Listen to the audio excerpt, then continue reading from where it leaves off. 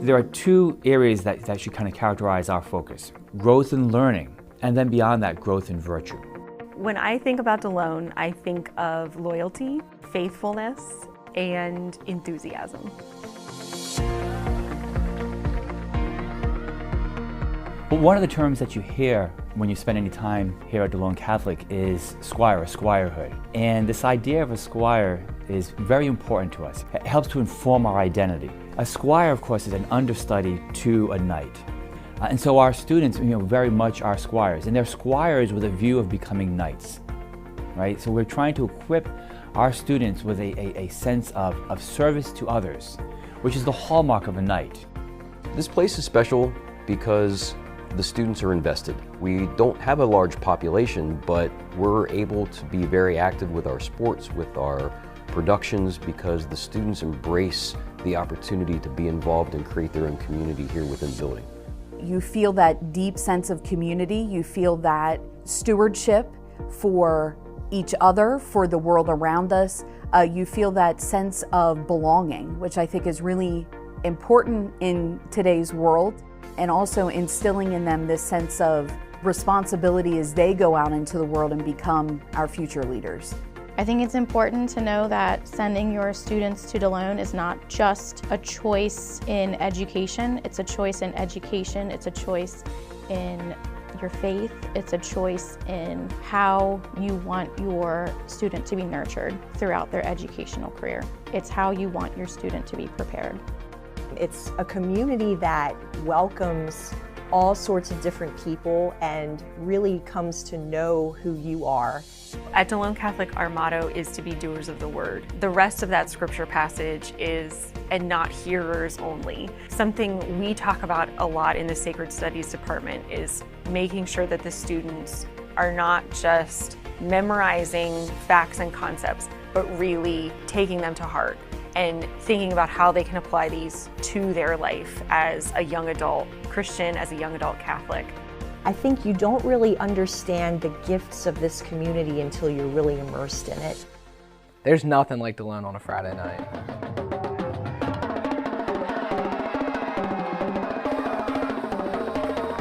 I think that there is a sense of pride and responsibility that when you put on a Delone Catholic sweatshirt, you put on a Delone Catholic uniform, you understand that with that comes a sense of responsibility, a sense of pride. If you are feeling that nudge, you're probably on the right track to just send them, to try Delone. My parents told me that I could go to any school I wanted, and I chose Delone because I knew it would be a good fit for me and my education. I'm proud to say I go to Delone Catholic. I'm absolutely proud to be an alumni. And that being said, I'm proud that my kids are going to be alumni someday. The best way to inform your decision making is to come and see. Visit us. Every day is open house. We welcome you to come by and to learn more about us. Once you're a squire, you're always a squire. This is Joseph Shirillo, graduating class of 2023 at Delone Catholic High School in McSherrystown, PA. My previous school experiences didn't prepare me to become the person I am today like Delone Catholic has. And when you enroll at Delone Catholic, you will be challenged, but at the same time, the school community nurtures you to create your own path. Delone Catholic welcomed me into their community and helped me become the person I am meant to be. I participated with the drama department, athletics, organized charity events, and serve in many leadership roles. All of these opportunities have prepared me for the next part of my life. Delone Catholic also helped me to grow in my relationship with God, and now I invite you to join this amazing community. To schedule a private tour and learn more about Delone Catholic High School, visit DeloneCatholic.org or call 717-637-5969. Delone Catholic, prepared to lead, prepared to serve, and prepared for life.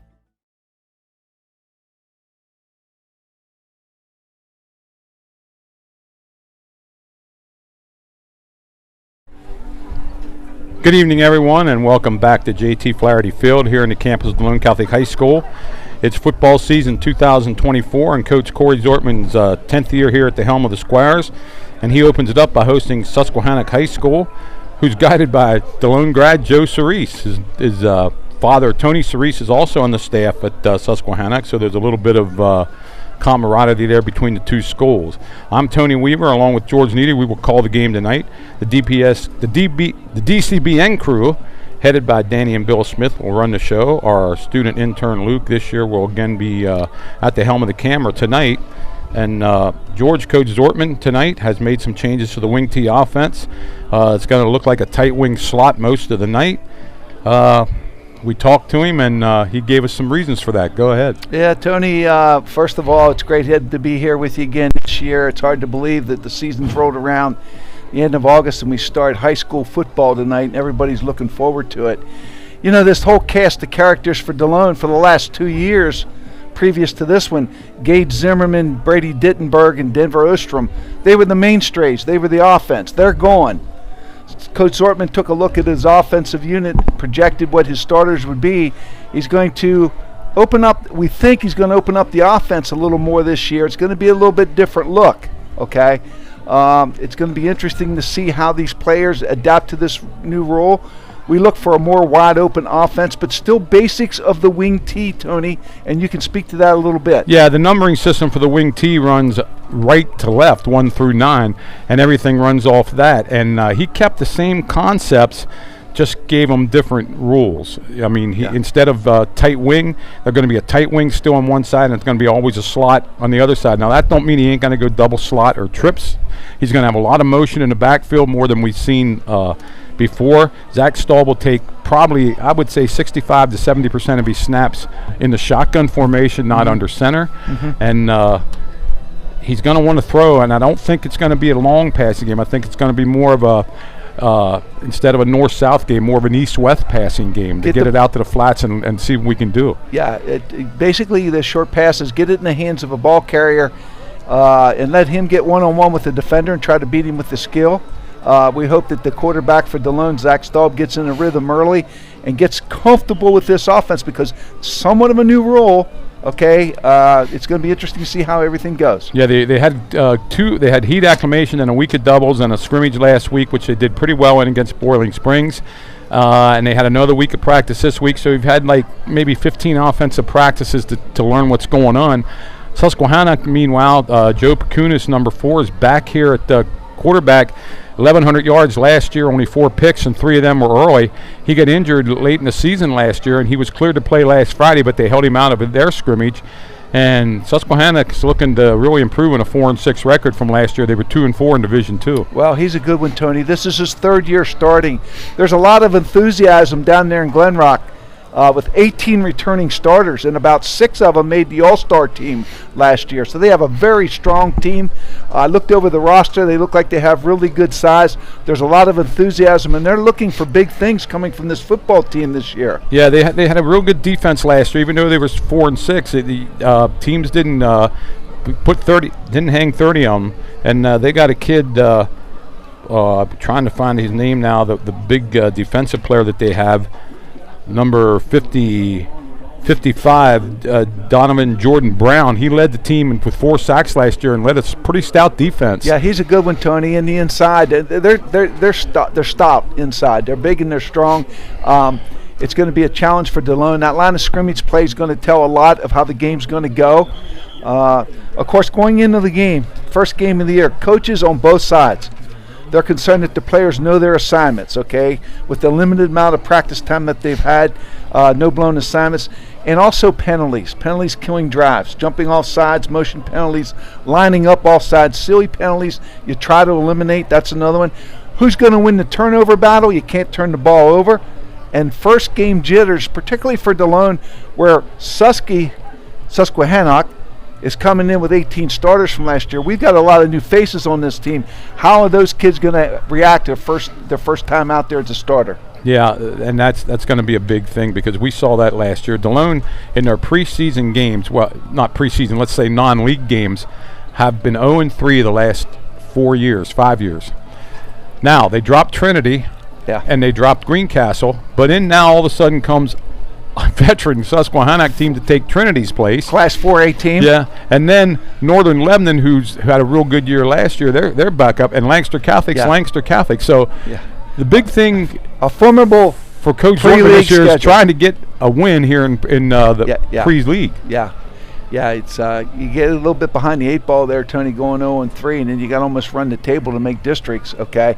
But one game at a time. I mean, this is going to be a tough test for Delone. Well, let's talk about districts, George. Let's talk about districts here. Delone has dropped down to Class A. Fairfield, York Catholic, and Delone are the only 3 teams in Class A. So November 8th, 1 week after the season ends. Season ends October 25th. They don't play the next week. Then the next week after that is a District 3 championship game. Either Fairfield, Delone, and York Catholic, 2 of those 3 teams are going to be in it. Yeah. It's you kind of wish you had more teams that were 1A. It's not really what you want to see. It's almost, I don't want to say you get in by default, but you still got to win some games to get there. Yeah. Well, Fairfield's, they have a big game tonight, and Biglerville, and a quirk in the schedule, they got to play York Catholic twice. You play York Catholic next week in a non-league game, and then they play them later in the year in a league game. That was because the Mid-Penn division, they're playing everybody, so there was no Mid-Penn leagues teams to pick up games. So they had to go to Lancaster, Lebanon, like New Oxford's got to play Warwick and Cocalico. Yeah. So there was no other teams to play, so Biglerville and York Catholic decided, well, we might as well play this game. Now, it's going to count in the overall standings, but not in the league. Yeah. So there's a lot of what's going to happen here tonight, people, is they're honoring Brian Yealy for his 40 years of service to the Delone Music Association. We're going to cut away to that when that starts. And Danny wanted me to mention, if anybody wants to tour the school,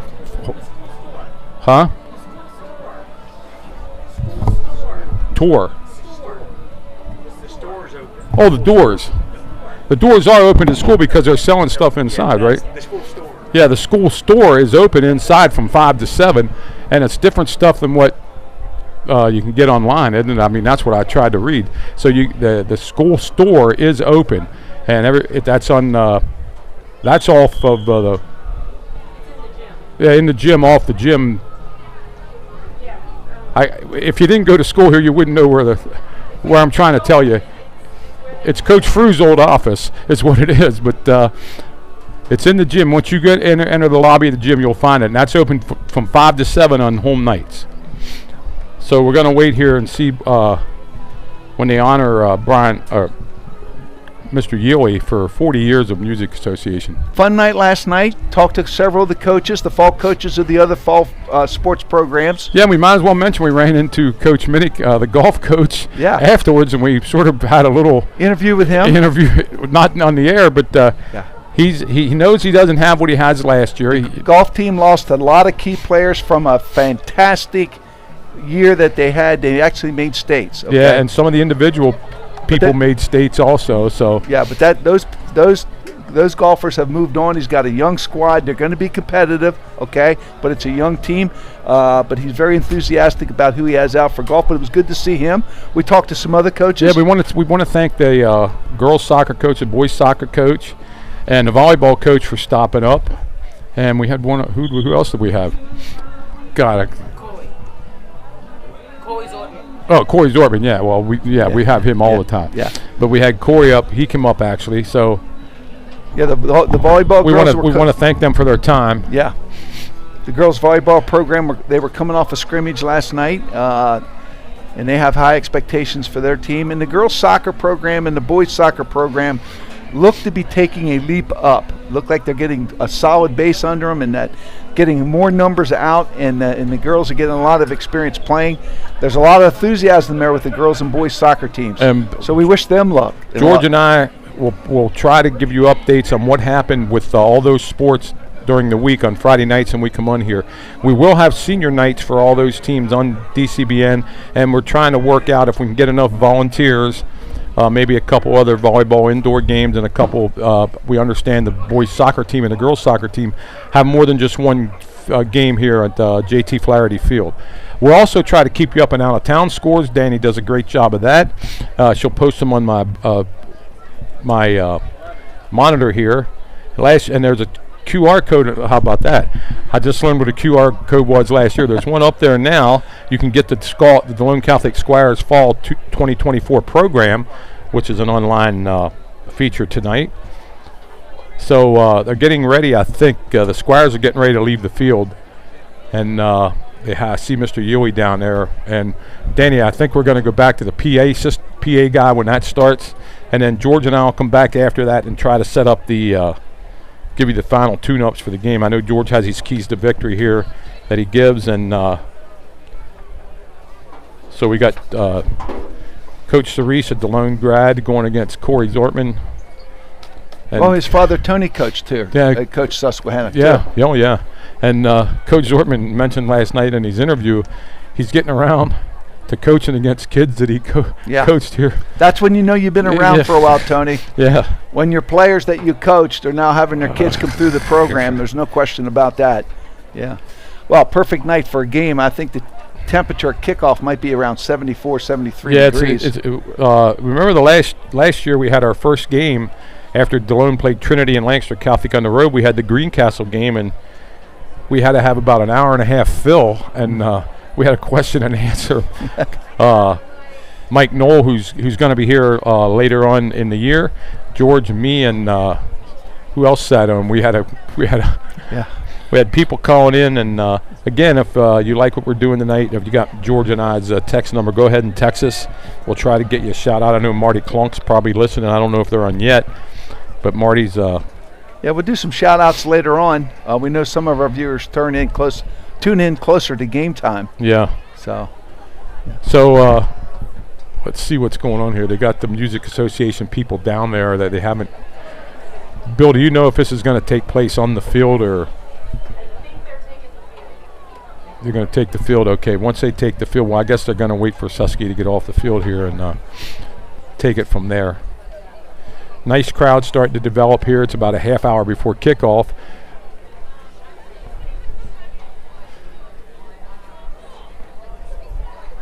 First game of the year, it's hard to believe that, when we were in school, we didn't start till the Friday after Labor Day, but with the annual Hanover-Delone game. And by the way, the Hanover-Delone game will be played in Hanover this year on October 4th. Well, back in the day, Tony, you didn't have district playoffs and you didn't have state playoffs. Yeah. Okay, and that kind of pushed the schedule forward because we have those games now. We have districts, and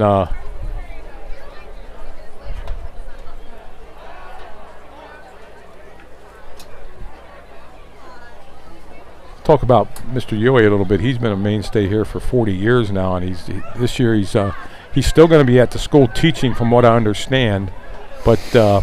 He gave up the marching band responsibilities. So, such a great job that he did over the years, Tony, and all the relationships with all those members of the band and the band association he's developed. He was a real mainstay for sure, and we congratulate him on an outstanding career here. And you're right, he's still working within the school system. Okay, but just did a fantastic job. That's for sure. Marching band's going down there, and actually Marty's listening already, so hello, Marty.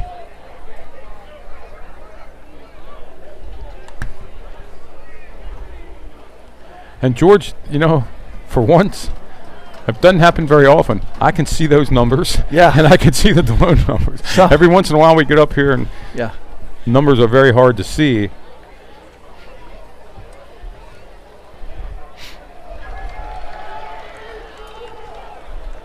We got Hanover High School at home tonight. Not sure where Littlestown's playing. I don't know if they might be away. Yeah. New Oxford's up at the Berm tonight in a big local game. New Oxford at Bermudian Springs. Good rivalry game there, Tony. Yeah, New Oxford lost a ton of people. They won the last two games pretty easily up there, but it's going to be a different story tonight, I believe. Berm has. They're loaded. I think, as Corey said, they're the team to beat here in Division III. Mm-hmm. Well, it looks like the Delone band's coming on the field. Yeah, getting ready here.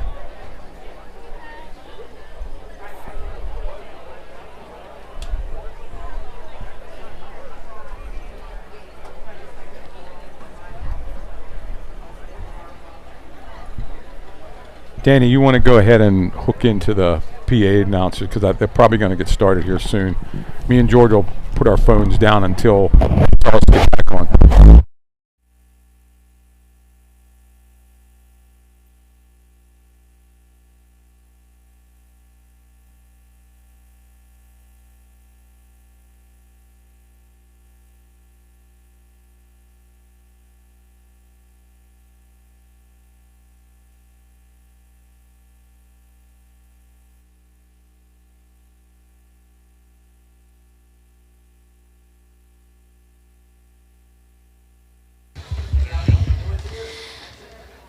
Ladies and gentlemen, welcome to the 2024 Delone Catholic Marching Band's latest production, Ascend to the Stars. In this year's show, we embark on a celestial journey, beginning with the majestic Ascend by Samuel Hazel, whose soaring melodies evoke the thrill of reaching for the unknown.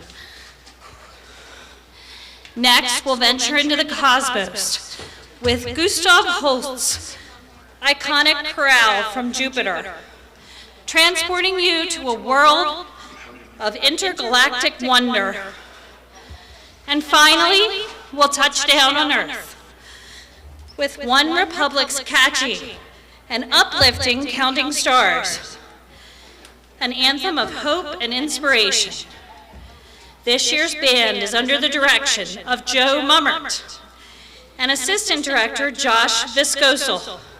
Our percussion instructor is Sarah Viscosel, and Eric Von Sauce wrote our drill. Student leaders this year include William Frizzell, Percussion Section Leader, and Monica Martz, Wind Section Leader. Our equipment managers are William Frizzell, Tim Martz, and Jacob Detter. Our uniform managers are Monica Martz and Genevieve Vercucci. Join us as we take you on this musical adventure through the stars as the 2024 Delone Catholic Marching Band presents Ascent to the Stars.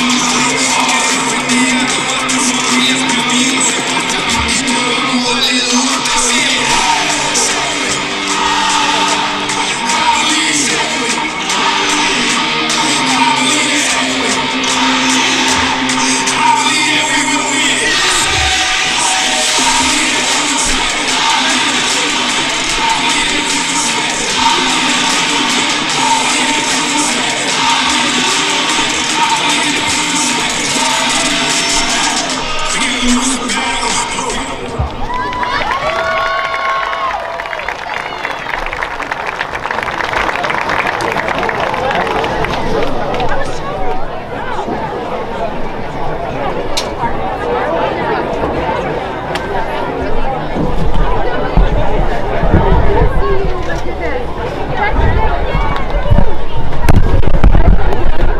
we're back on here at JT Flaherty Field. Still getting a lot of crowd noise. Do we got the PA on yet? Okay, there we go. George, some of your keys to victory tonight for the Squires. What's going to have to happen? Well, Tony, no doubt this is a tough opener for Delone. Susquehannock comes in here as a 4A team, returning 18 starters, and it's a seasoned unit. Delone's turned over quite a few players from the last 2 years, Tony. It's important that Delone not beat themselves. If they could win the turnover battle, maybe not turn the ball over and get 2 turnovers, that would be really big. The second thing I think, Tony, is looking at the matchups. Coach Zortman's going to open up this playbook a little bit more this year, okay? A lot's going to depend on the quarterback making the right reads, but mostly managing the offense and making the right decisions with the football. Zach Staub needs to have a really good game, provide that leadership in the huddle for these younger players, and make good decisions with the football. And finally, Tony, I think that line of scrimmage is really big. Susquehannock's bigger than we are. We have to somehow, some way find our way to neutralize that line of scrimmage and be able to hold our own. I think those are the 3 keys. And not only bigger, they're a little deeper too. Yeah. And I think it's going to a lot, first game of the year, turnovers, like you said. Special teams, the special teams are going to be live now, not like a scrimmage where they weren't live. The punt returns, the kickoff returns, that kind of stuff's going to be live. And in the limited time they have practice, they don't have 2 weeks of doubles anymore. It's very tough to put stuff like special teams in a proper perspective until you actually get to the game time. So we'll have to see what happens here. Now we're waiting for both teams to come on the field. The refs are already out there. We got a band and some of the alumni band down there in front of us. So we're not really sure what's going to happen next here, but Delone's students are out there to lead them out of and actually here they come now. So the Squires are taking the field, it looks like. So we're within 7 minutes here of kickoff.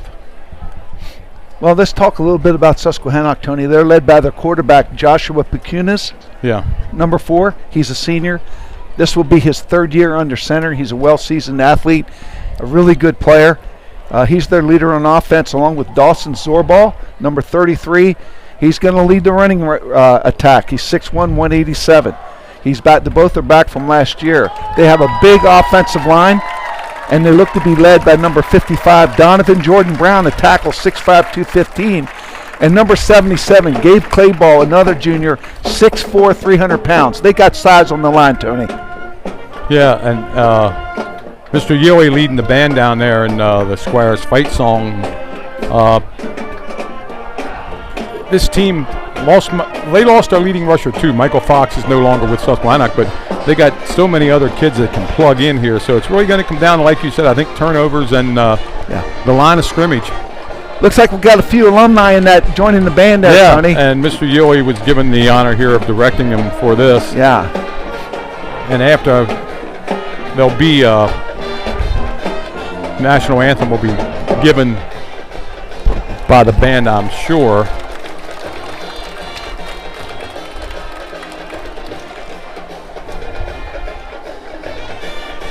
Keep your eye on Delone. Number 11, Colin Reddy. Good evening, ladies and gentlemen. Parker Hohenstein. JT Flaherty Field on the campus of Delone Catholic High School for today's varsity football contest between the Susquehanna Warriors and your Delone Catholic Squires. Regardless of the outcome of today's game, we ask that all spectators consider the time and effort that each of these young student athletes have put forth to represent their school. The purpose of this activity is to provide positive learning experiences and opportunities for personal growth for the student athletes, officials, and spectators. We ask that you assist in the promotion and achievement of good sportsmanship by taking personal responsibility in keeping this contest at a high level of fair, clean, and wholesome competition. No handheld signs and/or banners or noisemakers are permitted. Any spectator by their actions or behavior interfering with this contest will be removed from the stadium. Thank you in advance for your cooperation. In case of an emergency, please use either the Delone Avenue exit or the South Street exits in the direction of the school building. In the event of sudden cardiac arrest, the closest AED can be found on the sideline with the Delone Catholic athletic trainer. Spectators in need of assistance will find security officers throughout the facility. Let's meet today's starting lineups. First, for the visiting Warriors. At defensive back, number 1, Joe Fuller. At middle linebacker, number 8, Trevor Odegaard. At defensive back, number 12, Nicholas Burns. At linebacker, number 13, Ryan Simons. At linebacker, number 14, Tyler Goetz. At linebacker, number 15, Ben Lippy. At defensive back, getting number 24, the defensive Kelson starters Richardson. for Susquehannock announced. At defensive line, number 33, Dawson Zorbal. At defensive line, number 51, Alan Jones. At defensive line, number 55, Donovan Jordan Brown. And as you can see, George, Susquehannock's a little deeper, but they got a lot of guys going both ways, too. Yeah, they do, Tony. And now for your Delone Catholic Squires. At tight end, number 6, Caden Hicks. At split end, number 8, Chris Cole. At split end, number 9, Logan Ford. At quarterback, number 10, Zach Staub. At running back, number 15, Levi Hohenstein. At running back, number 22, Braden Smith. And on the offensive line, number 50, Jamie Aquino. At offensive line, number 56, Levi Davenport. At offensive line, number 59, Chase Martin.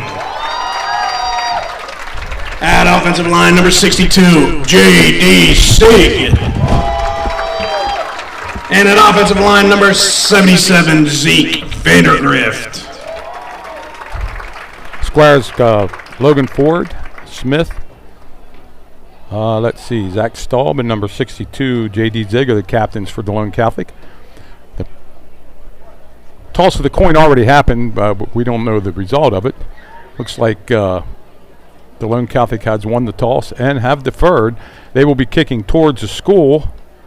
For people that are familiar, it's either the moose end or the school end, and the school ends on the eastern Ladies side and of the gentlemen, school. at this time, we ask that you direct your attention to the Delone Catholic bench near the 50-yard line. Tonight, we celebrate what can truly be called the first family of Delone Catholic music.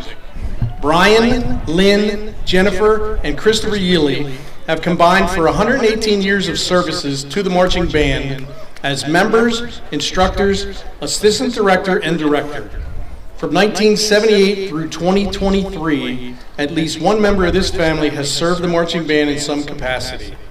Jennifer and Christopher literally grew up as members of the band. In addition to their time as members of the band, Christopher spent 3 years as a drill and wind instructor.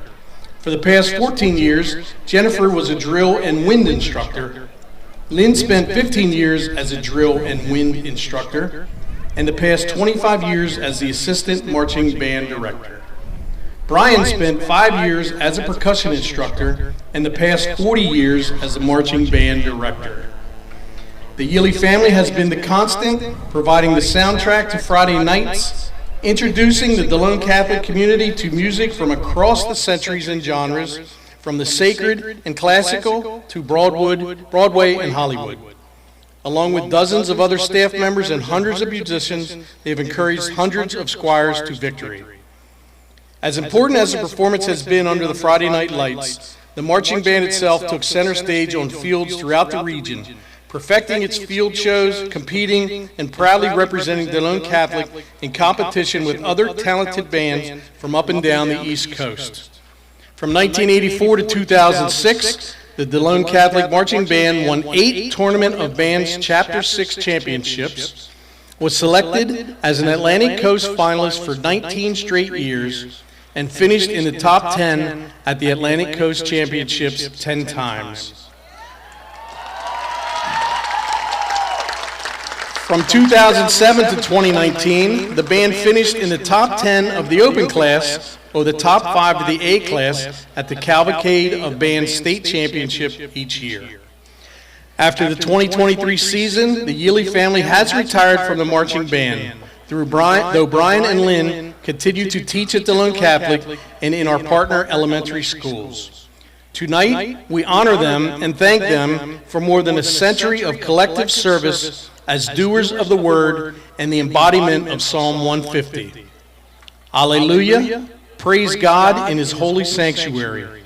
Give praise in the mighty dome of heaven. Give praise for his mighty deeds. Praise him for his great majesty. Give praise with blast upon the horn. Praise him with the harp and lyre. Give praise with tambourines and dance. Praise him with strings and pipes. Give praise with crashing cymbals. Praise him with sounding cymbals. Let everything that has breath give praise to the Lord. At this time, we ask Delone Catholic Principal William Lippy and Marching Band Director Joe Mummert to present a plaque to the Yealy family in recognition of their service to the Delone Catholic Marching Band. And we ask that you all join us in showing the Delone Catholic family's appreciation for all they have done.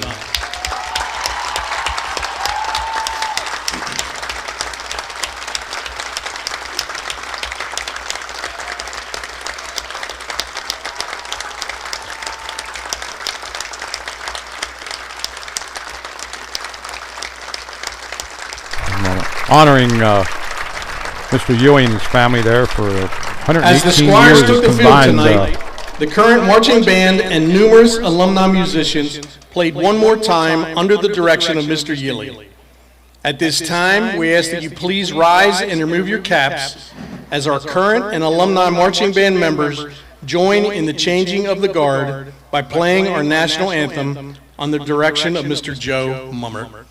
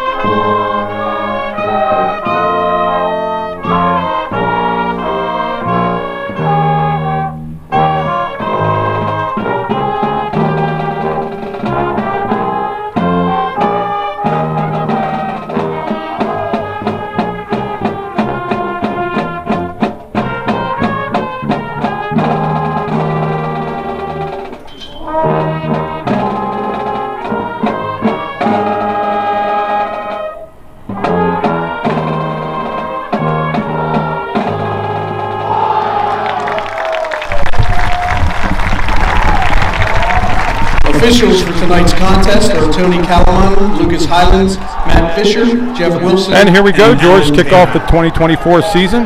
Delone's going to do the kicking.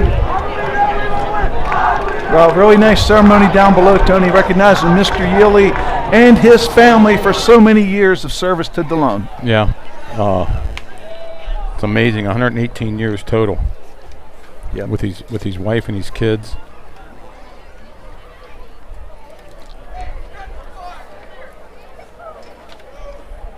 Squires are going to take the field here to kick off. I guess Nolan Cruz is probably going to do the kicking here for Delone.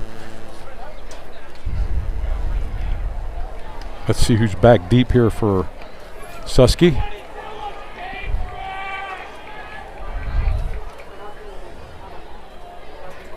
Number 14 back there is Tyler Getz, and is that 1, George? Number 1, Number Tony. 1, Joe Fuller. Joe Fuller. Yeah, he's he was a leading receiver last year, Tony. I think he's got pretty good speed. Okay. You mentioned it early, Tony. You don't want to give up anything. Here we go.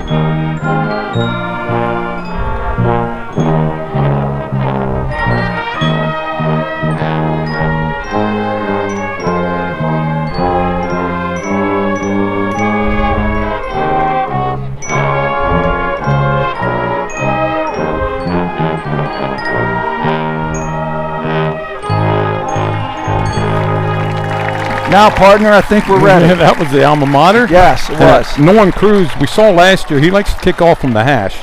So he's going to kick off from the right hash. And you talked a little bit about special teams, Tony. You don't get a chance really to work on them all that much coming out for the first game of the year. You just hope you don't have any breakdowns. You hope you tackle well. These, in this particular case, the Delone stay in their lanes covering this kick. Yeah, because in scrimmages, usually the kicks aren't live. You know, they fair catch them. And Yep. So now this will be live. I'm sure they practice it live at practice.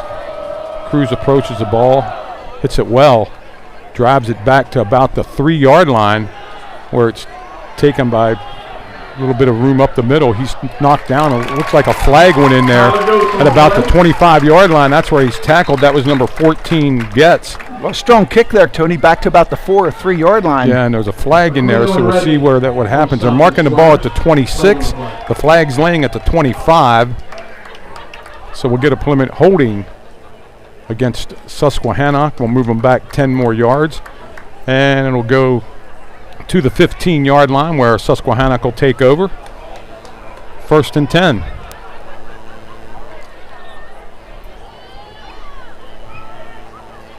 Yard penalty on the Warriors. The 1st and 10 at the 15. Josh Bakunis is the quarterback. Let's see how they line up. Zorball is in the backfield along with number 12, Burns, that looks like back there. 3 wide outs. Slot this way, wide out over to the left. Quarterback's going to take off and run. Tries to get outside. He's going to be corralled at about the 17-yard line. Let's give him 2 yards on that. Real good job by Braden Smith, Tony, coming up from his linebacker position and making that tackle for basically a 2-yard gain. Yeah, they're going to give him 2 on it. And I think that's what Coach Cerise wanted to do. Let this kid get hit a little bit since he hasn't practiced much. You know, see if he. Well, good safe call coming out of the huddle. Yep. Yeah, just take the ball, stick it under your arm, and go. Same set, slot wide out to the left, slot here to the right, 2 backs right with Bakunis this time. Number 13 is in there, Simons. Ball, give to Simons up the middle. He's hit right away and dropped for a loss. Well, coming off that strong side, that might have been number 6, I think. That's what I had, George. Yeah. I had Caden Hicks making the first tackle. Yeah, coming in off there from his defensive end position, really crashing down hard, making a good play. Puts him in 3rd and long. 3rd down long. See if Delone can get off the field here defensively. Zeke Vandergrift's in there at 1 tackle, Tony, and I think 56, which would be Levi Davenport, is I think the other tackle. Now we got double slot. Zorball back there alone with Bakunis now. No tight end in the game for Susquehannock. Looks like Delone's in single coverage, Tony. Well, they got a safety. They got 2 safeties, but they are in coverage outside. Back to throw. He looks. He flushed out of the pocket, but he has a little room. Runs back in, and he's going to be drugged down. No, he's still on his feet, and he's going to be knocked down about the. They're going to mark him at the 2-yard line. Yeah. Actually, I think it's going to be marked around the 5 where the forward progress was stopped. Yeah. Actually, they're bringing it up to about the 7-yard line, the 8-yard line. Still going to be fourth down. Fourth down and maybe 16 yards to go. Delone's deep. That's number 21 back deep for Delone. Well, good pressure from the inside there, Tony, chasing him out of the huddle. And a good first defensive series for Delone. Is that 21 deep? Is that the number I got there? I can't see the side. Pakunis is a kicker. 22, that's Smith. Takes the ball. He's got to the 35, makes a cut down to about the 33-yard line. Well, good job catching the ball, first of all, Tony, and going forward. Delone in excellent field position to start their first offensive series. Yeah, big plays there for the Delone defense. Coach Zortman made the right call kicking off. He thought, that might give him a little bit of field position early, and it has. Ball marked at the 33. Reception celebrating the Ely's family service to the marching band. And let's see what we have here. Join us on the lower level of the McSherrystown Knights of Columbus. We're going to have double wide out with a wing. Wing to the right, single back, give to Smith.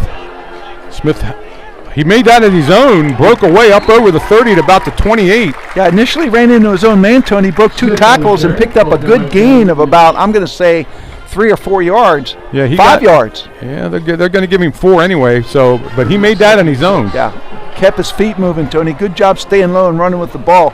26 coming in, bringing the play in. Braden Clayball and it looks like Braden Clayball and Levi Holtenstein will be running the plays in and out. Yep. Let's see where Delone goes now. Again, Zach Staub in a shotgun. We got trips over here to the left side. Single back, inside counter. Clayball has the first down. The ball's on the ground, I think. Did he fumble? Yeah, I believe he did. Fumbled and Susquehannock got it back. Number 55 got it for Susquehannock. Well, one of the keys of the game, Tony, we talked about is Delone can't afford to turn the ball over. Had a really good offensive drive going there. Good pickup. Just lost the handle of the football. And that was Donovan Jordan Brown. We talked about him earlier. He made the fumble recovery. And that would have been a first down for the Squires, but the ball's turned over and given back to Susquehannock about the 19-yard line. So Delone's going to have to play some defense again here.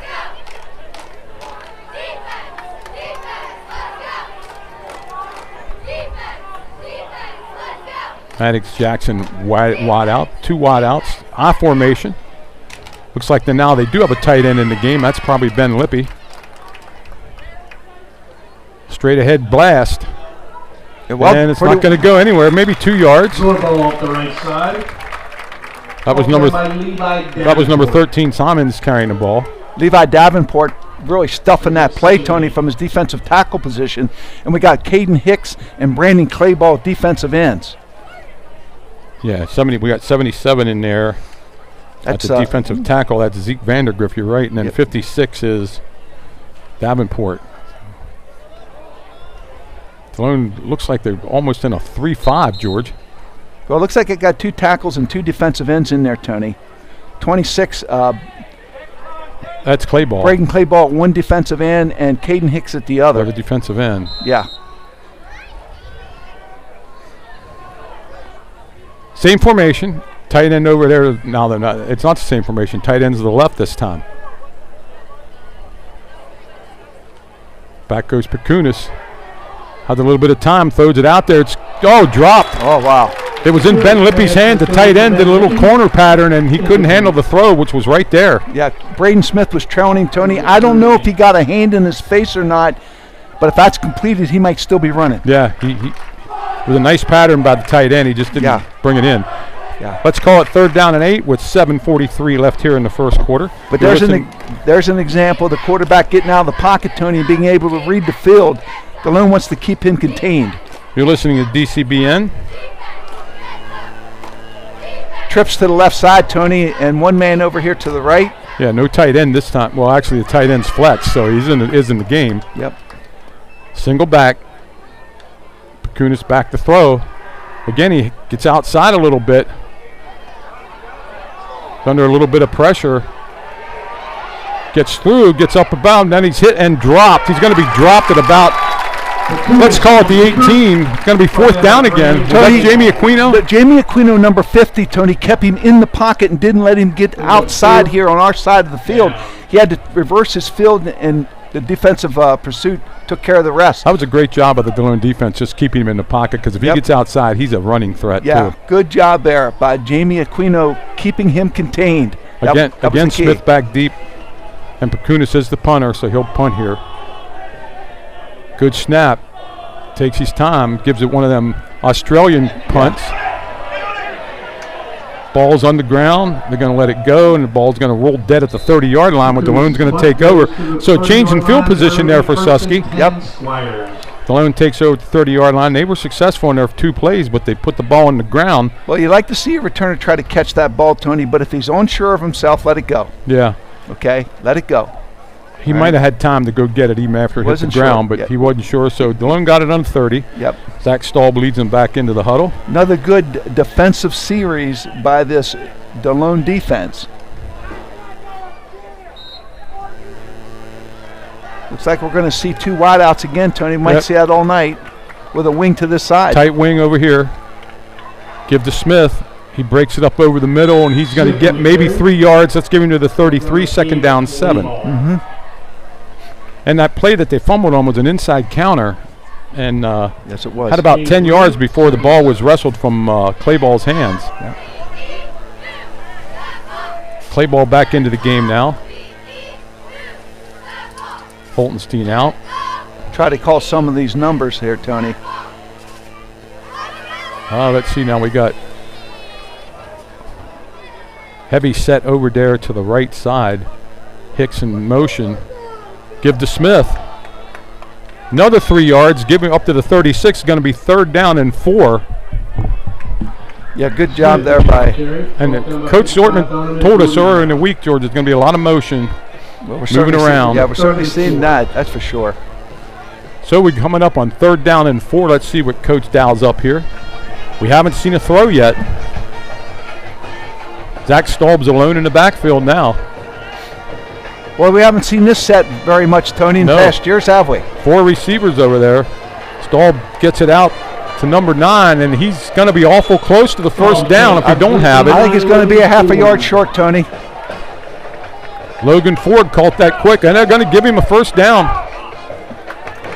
First down, Squires. Wow. I believe Coach Cerise wanted a measurement, but he's not going to get it. It's a first down. The chains have moved. Well, no hesitation on that official's part. No, it wasn't. He gave him a first down. Yeah, I think we should call this out. Looks like we'll start to call some of these numbers out. Looks like Chase Martin's in there at center, number 59. Yeah. We'll catch the rest of the players as the game progresses. Motion to Clayball. Give it to him on a sweep. Got a little bit of room out there. I think he made the first down before he stepped out of bounds. Let's see where they mark him.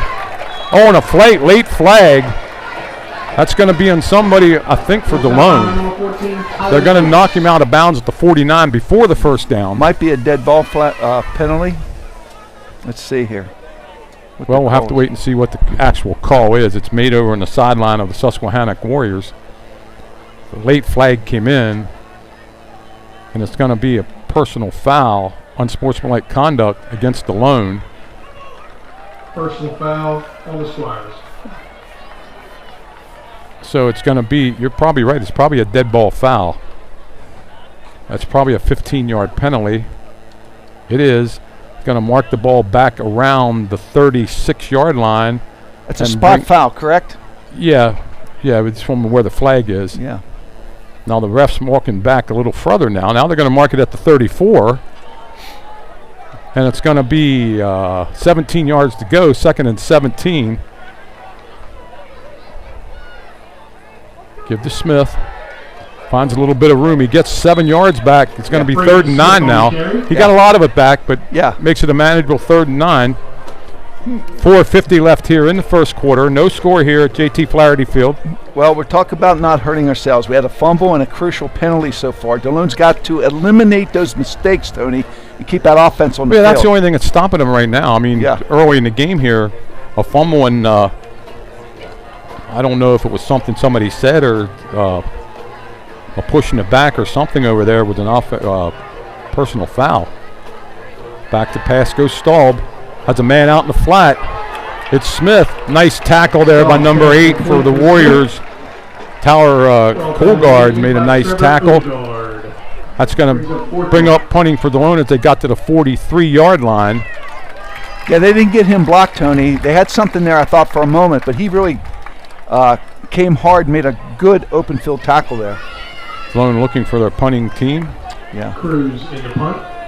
Fowler goes back deep for the Warriors. And we weren't sure who was going to punt this I'm year. not sure. Do we have 11 on the field there? I guess we do. Looks like Nolan Cruz is going to punt here for the Squires. Yep. Good snap. Well, that's going to roll, though. Going to roll dead about the 20-yard line. So it's a field position's back pretty much what it started on the opening kickoff. Yeah. 20-yard line. So Susky's going to get it for their third time here, starting at the 20-yard line. No score, 3:30 left here in the first quarter. Hello to all the people that have watched us from the past. Buzz Clunk up in all the classmates that we have, people from around. Jim Conrad's probably watching. Yeah, do a shout out to Billy Staub, who's home from Texas. Billy Staub. Okay, and Mus Lawrence and Tony Smith had an opportunity to see all three of those classmates this week, and we had a great time together. Another offset eye now in the backfield behind Perkunas. Wide out with a tight end, double wide out. Give to the fullback. He finds a little bit of room. That's Zorball, and Zorball's up over the 35 to about the 37-yard line for a first down. Yeah, he cracked that middle hard there, Tony. That was 13, wasn't it? Oh, I'm sorry, 13. That would be Ryan Simmons. He's a junior running back. Simons, yeah. Simons. I thought 33 had it, but it was the fullback. Yeah. Cleared it out there. Clock running, 3:18 left. Same formation. This time that's not an offset. Yeah, it is a little bit of offset to the other side.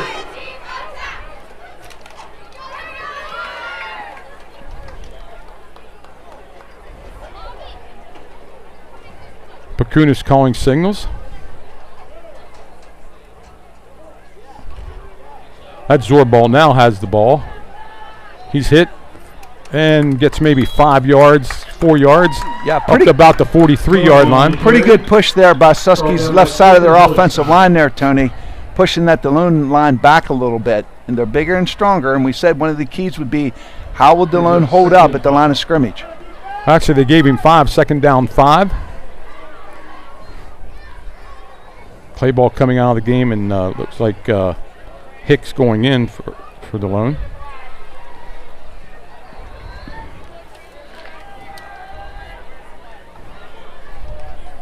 No score here. Try to update you on some out-of-town scores when we get a chance.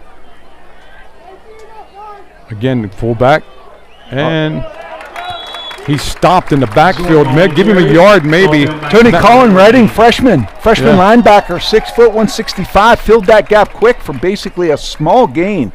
Third down 3. Yes. Good read there from his linebacker position, stepping in the hole and making a good tackle.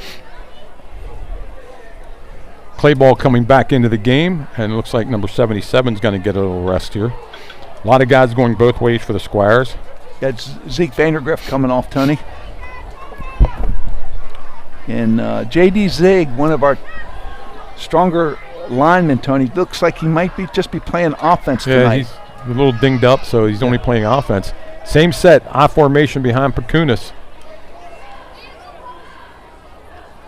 Perkunas is going to take it on a quarterback sneak, and he's going to have the first down up at about the 48-yard line. They're going to give him the first down. That's going to run the clock even more. 1:11 left here before the end of the first quarter.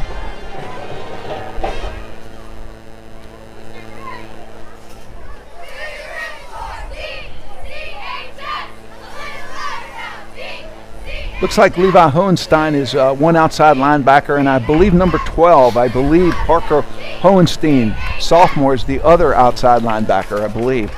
Trying to get these numbers and get these players identified. Trips to one side, single receiver to this side, and the back is right there with Perkunas. My sister Anna and her friends listening down in Myrtle Beach. And it looks like timeout, somebody out there. You have 32 seconds to go, timeout here. Yes, Susquehanna Or looks... was it? No. Oh, Delay game. delay a game. Oh, how about it? Took a little too long. The 1st and 15 at the 43-yard Actually, Gabe Clayball, 77 for Susquehannock, is a nephew to Toby and Jen Clayball. Toby and Jen Mayers. Okay. Yeah, it looks like the same set. Tony trips one side and split to this side with one back remaining.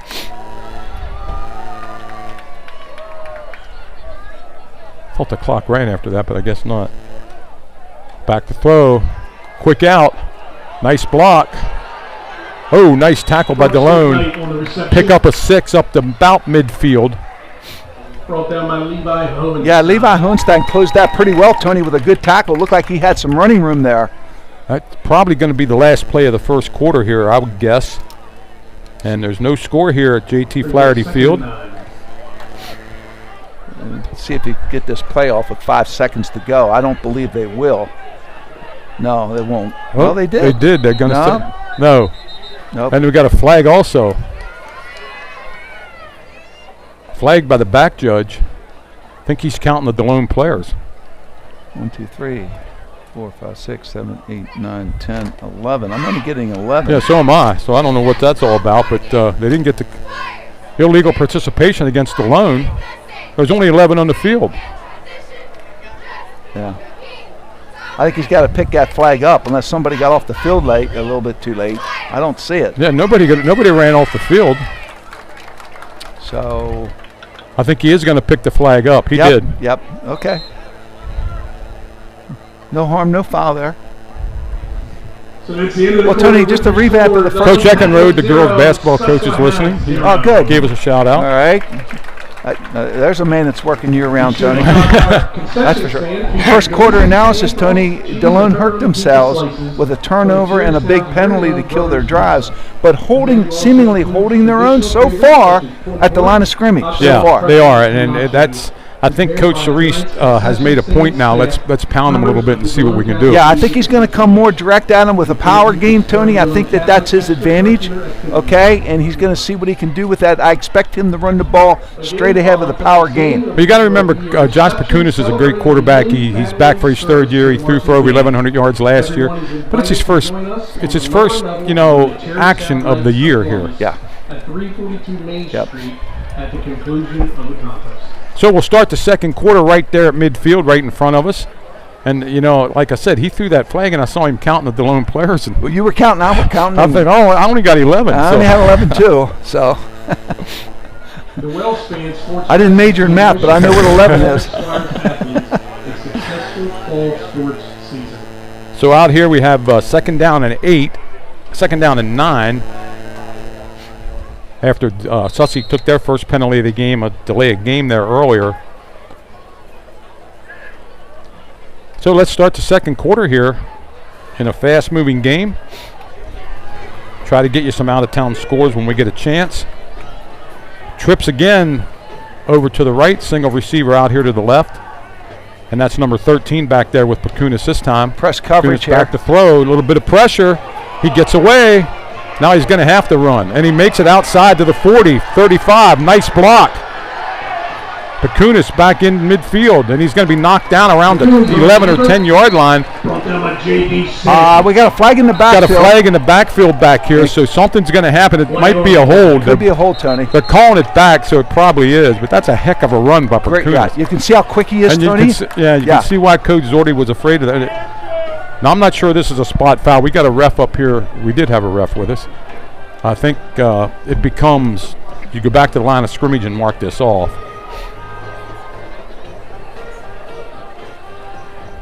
And it is a hold, but they are going to make it a spot foul.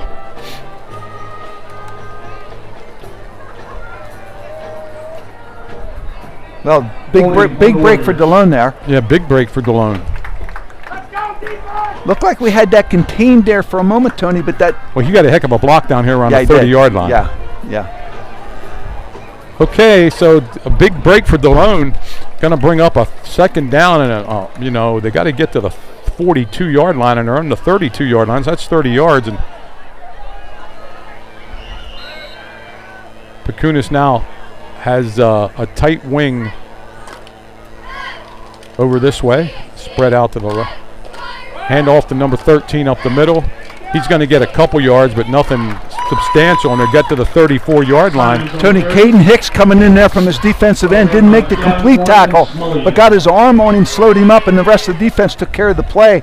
Delone getting good pressure from their defensive ends. Now they've got a 3rd down and 26, it says up there on the board. I thought all holding calls came back to the line of scrimmage to be marked. Maybe I'm wrong. Spot foul? Yeah.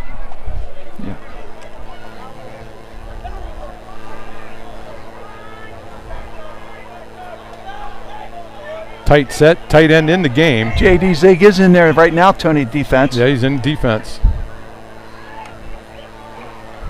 Back to throw. He's going to run again. He's under a little bit of pressure now. Throws it across the middle, and it's incomplete. Almost picked off, but he could. Good pressure, good containment, Tony. Everybody had their man covered. Another good series by the Delone defense. They got a break, but got a break. Yeah, got a break.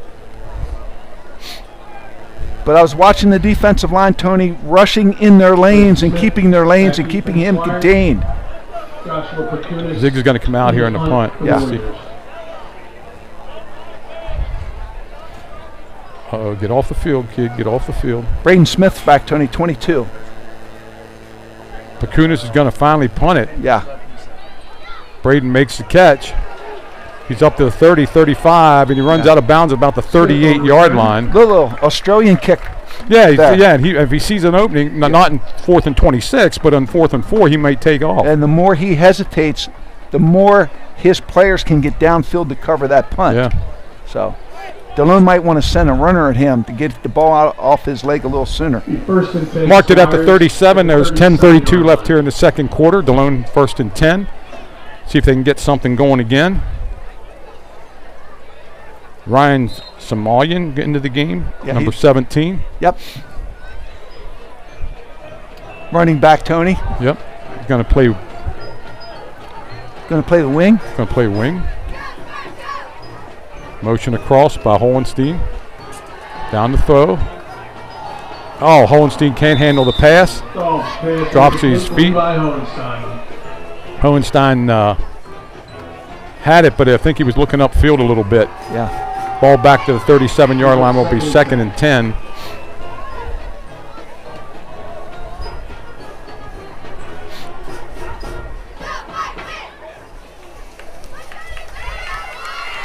Squires need to get something going here and hold this ball a little bit. Their defense has been on the field a lot lately. Staub again in a shotgun. Hicks in motion. Or that's Ford in motion. Staub has it. Staub's going to run it. Tucks it under, gets up over the 40-yard line, and he's knocked down there at the 40. Tony, that was a good play because he was looking for his receiver across the middle. He was covered. Don't throw it into a crowd. Don't throw it late across the middle. He tucked it, picked up 3 yards. Yep. Live another play. 2nd and 7. Yeah. 3rd down, Tony. 3rd and 7. 3rd and 7. I'm sorry, 3rd and 7. But good job by Zach there, not forcing that ball. My sister in Florida just signed on. She's listening. Tight wing this way. Stalled back. He throws it out. Yeah. Good job getting away. He's going to have a horse collar tackle, I think. Flag on the play. Let's see what they call here. You had a receiver here in the area, Tony, so I don't think it's grounding the ball. No, can't be grounding. He had a receiver here. Receiver was right there. Let's see what the ref says. Personal foul, face mask. Face mask. Yeah, that's what I thought. I thought they grabbed Staub's face mask on the way down Well, there. he did a great job eluding the first defender. And again, didn't force the ball, Tony, okay, and threw it out of bounds near a receiver. Yeah, I think that was an intentional throw out of bounds. Yes, too. yeah. From what we had a pretty good angle at that. Yeah, he had a receiver over here. He threw it out of bounds. So that's a personal foul. That's 15 yards and a 1st down. So that's going to move Delone over midfield. Let's see where they stick it. Right at the 45-yard line. Well, let's see if they come back to that inside counter, Tony, that worked so well there on that first series. Well, Susquehannock's slowly starting to bring their defense up. Yeah. To take away this run. Give the clay ball, cuts it back. It's going to get maybe 2 yards. It's about the 43-yard line. 9:29 left here in the second quarter. Fast-moving game. Aiden Kraut from his middle linebacker Danny, if we got position. some scores, you can put them up on the. No, nothing yet? Okay.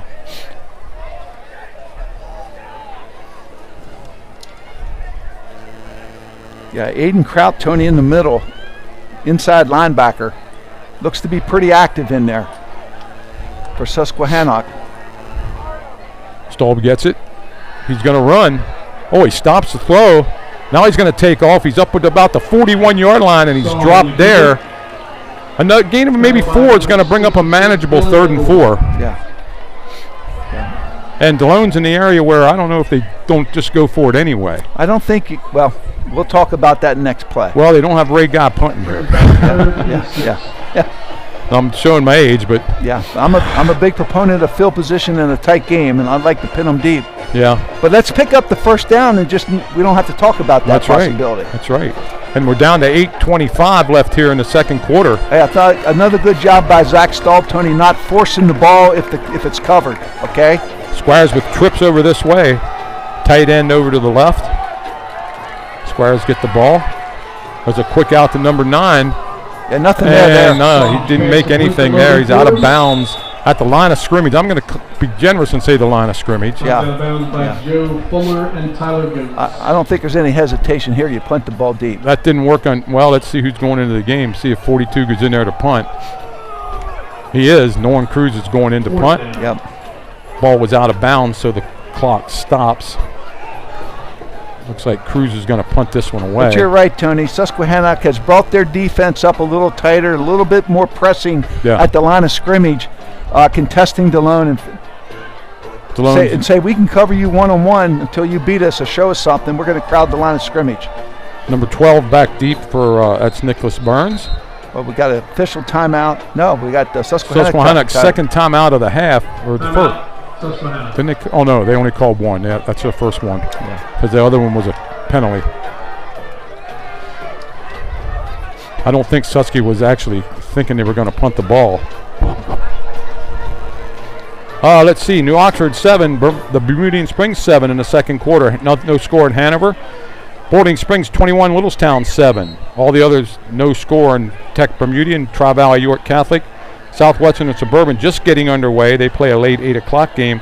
And Northern and Spring Grove no score also. Mm-hmm. Thank you, Danny. 7-7 in New Oxford to Berm in the second quarter over there. Delone Cruz is going to punt from his own side of the field here. The ball's on the 41-yard line of Susquehannock. Susquehannock, nobody back, George. Nobody back there. Well, look at the set here. And hopefully it rolls the other way, and it does. Yeah. And it's going to die at the 22-yard line, so 17-yard punt. Well, you're right. We don't have Ray Guy as a kicker, but we did pick up about 20 yards there. Yeah, it's field position. They got it's 2 first downs. Yep.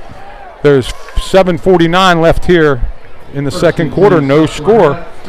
And this is where I usually start telling people, remember, the one gets the kickoff in the second half. Yeah. We'll be back here next Friday night for Lancaster Catholic. The Crusaders from Lancaster County come in to take on Delone Catholic. Susquehannock goes home to play either Littlestown or the Berm. I'm not sure who they have. Offset eye again for Susky. Pacunis back to throw. Has a man deep, throwing deep. Nobody there. Good coverage in the secondary, Tony. Yeah, I think the receiver didn't run what Perkunis thought he was going to run. Mm-hmm. He cut it off and came over towards the sideline, and Perkunis threw the deep ball. But he had time to throw that time. Yeah, he did. Second down, 10.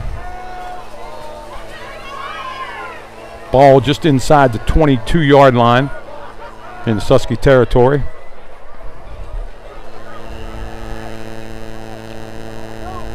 Halftime, we'll give it back to Danny Smith. She'll let you know some things going on here at Delone Catholic.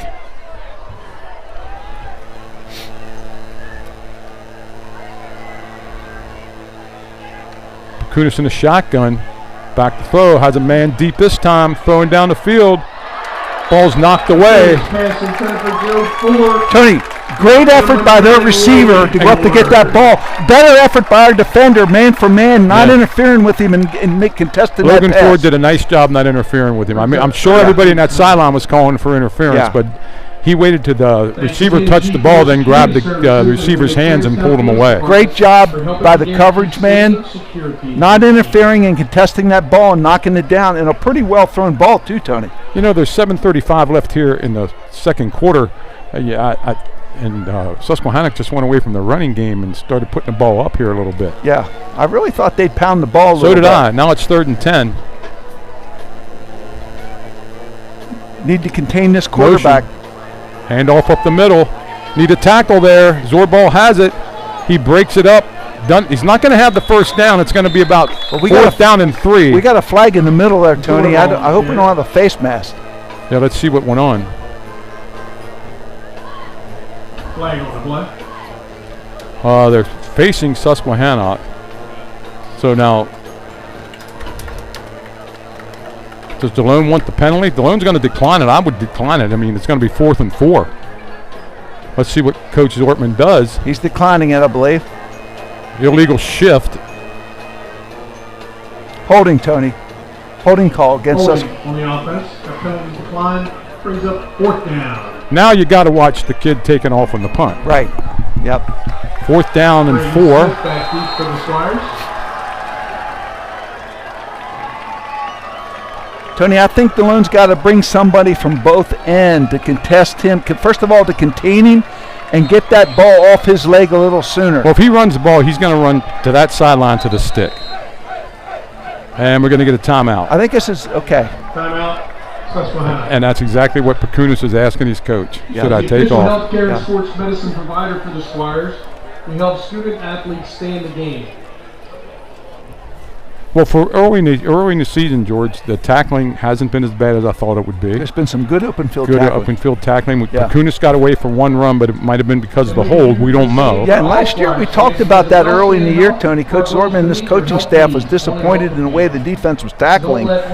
No complaints tonight. We're making some real good tackles. Well, I think that was a point of emphasis in the practices they had. I mean, he told us that the other. They got to get tougher. They got to make tackles. But this kind of punter concerns me in 4th and 3, you know, even though it's in his own territory. Yeah. Number 6. Hey, getting used to all these new numbers and these new names, Tony. Yeah. I'm trying to I got the Susky thing right in my hand here. Looks like, they're going for it. They're up in the line to go for it here on 4th down and 3. Yeah, let's see if they get them to jump off sides here. That might be what they're trying to do. And Delone's got to stay put. Just stay put. Back to throw.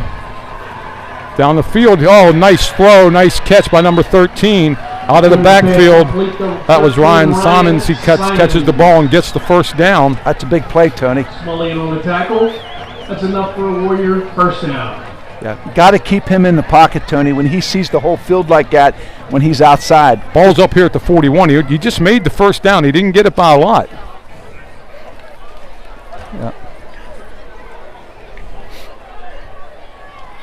7:18 left here in the second quarter.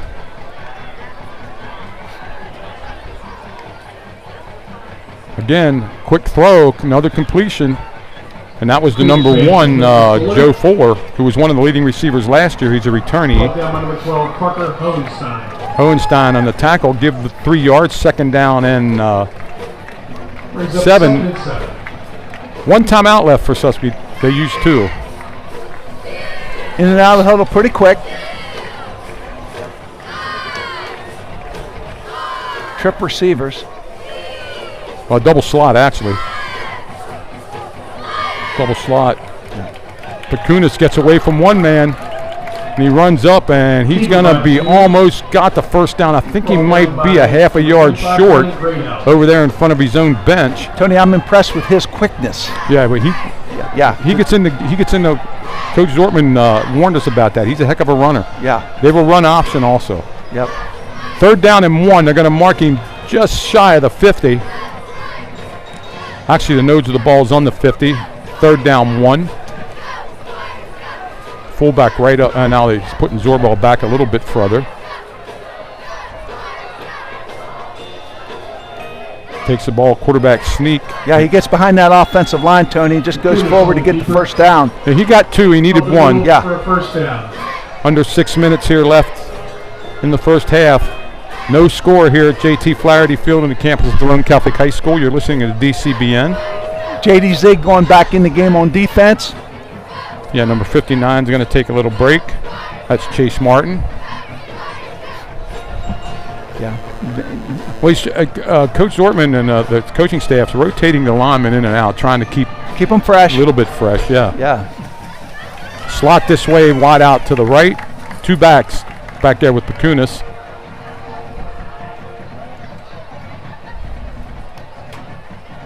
Bad snap, but Pacunas pulls it down, makes something out of nothing, and give him 6 yards. Yeah, I think we're going to see more of this, Tony. But they seem to be pretty effective with these backs leading the way for their quarterback running the ball.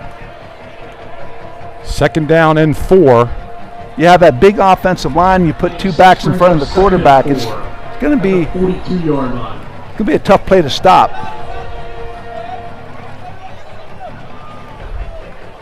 Second down 4. Slot left, split out to the right. Again, 2 backs back there with Pacunas. No tight end in the game. Does it give to Zorball, or is that might not be Zorball? But he stopped at the 50. He's going to bring up a 3rd down and 2. Was that Zorball or the other number 3? Yeah, that was Zorball. Yeah. Now we're starting to see what we thought we would see, Tony. We're starting to pound that ball. You know, the quarterback use his quickness and pound the ball behind that big offensive line. 4:25 left. Ball right at the 40-yard line. 3rd down 2. Thanks to everybody listening tonight. Like I said, halftime I'll send it back to Danny Smith. I think the Delone AD, Reverend John Rudolph, will be up here also. Now we got the slot the other way, split out this side. Delone playing press man-to-man. Give to the fullback, and looks like he's going to have the first down, George. Yep. They're pounding. That was Zorball for the first down. Yeah, they're managing the clock. Well, they only have 1 timeout left. They got 38 yards to travel. They got a decent field goal kicker. First down for Susquehannock. First down just inside the 38. Timeout, Delone. Good timeout by Delone, I think.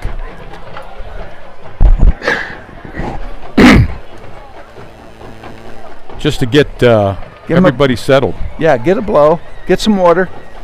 Okay. Okay, out of town scores. Bermudian still 7-7 with New Oxford. No score, Henner and Kennerdale. Boarding Springs 21, Littlestown 7, and actually Spring Grove 7, Northern nothing. Nothing on the Southwest Suburban game and nothing on the York Catholic Tri-Valley game. Thanks, Danny. Boiling Springs up 21-7 over Littlestown.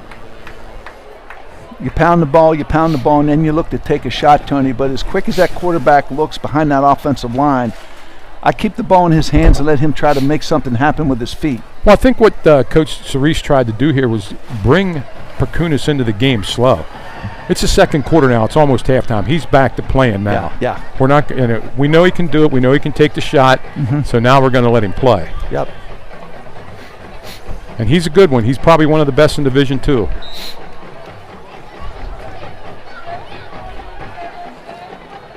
They like this set now, this slot set and a wide out with 2 backs in the backfield. Becomes almost a power when the quarterback takes the ball up the middle. Give to number 3 this time, and Delone stacks it up at the line of scrimmage.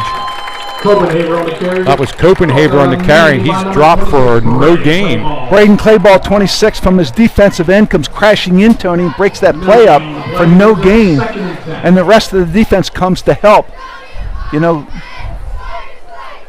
going 2nd and 10. I wonder what Susquehannock's going to have here now. Well, they got to be a little bit time concerned. They got 38 yards to go for a touchdown. You only have one timeout, and we're down to 3:15 now left in the second quarter. Yeah, I think their quarterback probably will roll out here. That would be my guess. The ball's going to be in his hands somehow, either throwing or running the ball here. Yep. Perkunis with the same set that they've been using on this drive. Back to throw. He's under a little bit of pressure, but he finds a little bit of a hole. Tosses it downfield. He has a man out there. Knocked away very nicely. Who is that by Delone? That's number 9 again. That was Ford, I believe, knocked that away. Tony Logan Ford, senior, 5'10", 160, makes a stellar play. Went up there and knocked that away. Yeah. And it was one-on-one. It was 6 if he didn't. Yeah, it's one-on-one coverage with no help, baby. He steps up and makes a great play. So now it's 3rd down and 10, and let's see what he dials up here. We were right; he kept us in Perkunis' hands. And okay, now he has a tight end back in the game. Got to watch that tight end. He was open earlier. They get 4 or 5 here. They'll go for it on 4th down for sure. Perkunis under a little bit of pressure again.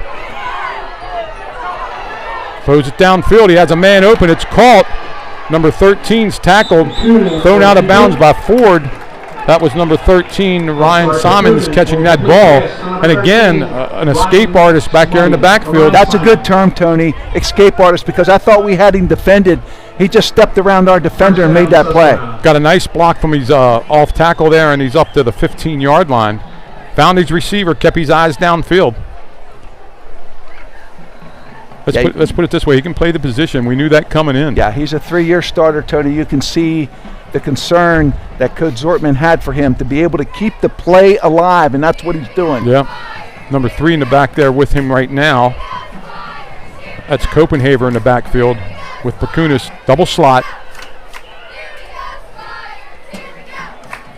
Perkunis looking over, calling a play at the line of scrimmage. He's going to take off and run. He finds the hole, gets outside, gets to the 10, spins to the 5. It's going to be a 1st and goal at the 5-yard line, I believe. Off the right side on the keeper. Yeah. Brought down by Braden Smith.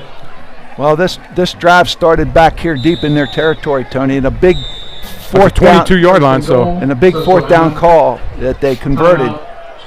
Squires call a timeout with 2:29. Both teams have 1 timeout left.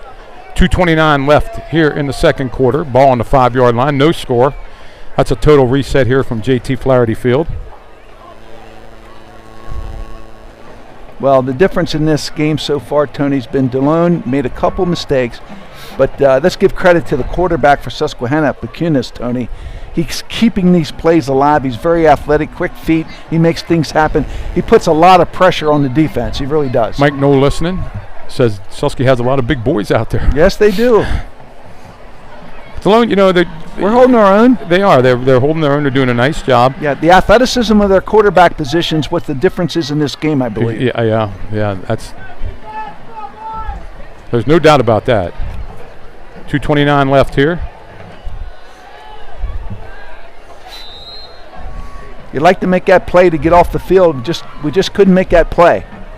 Well, if he does anything but give the ball or run the ball, it's going to be a shock here. But tight end in the game. Perkunis is going to throw a fade. Ball's caught. Touchdown. Well, that call surprised me, Tony. It really did. He got it out there to 4 in the end zone with a fade. Yeah. Gives Delone enough time to do something, though. 6-0, so that was a Perkunis to 4 pass with 2:23 left here in the second quarter.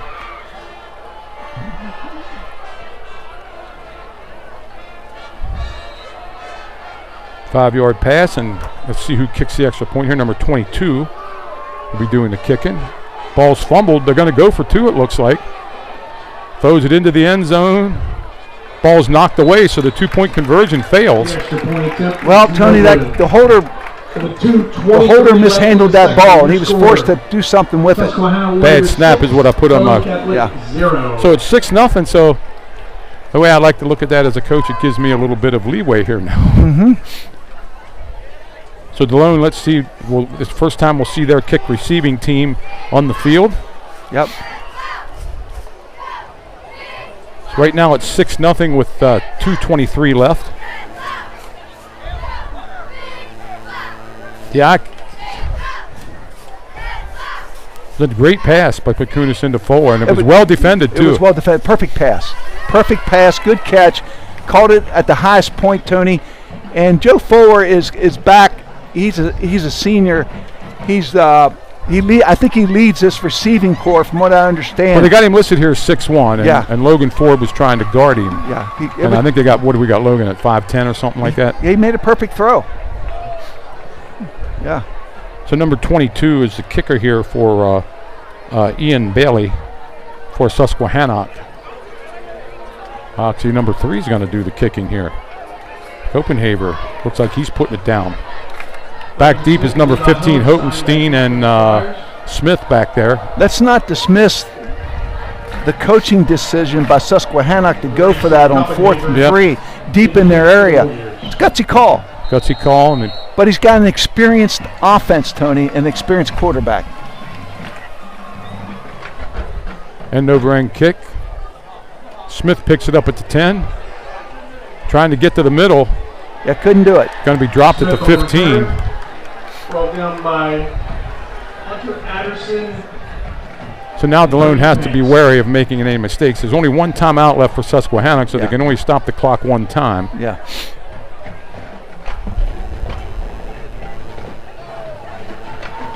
First and 10 Squires. Still 2:18 left here before half.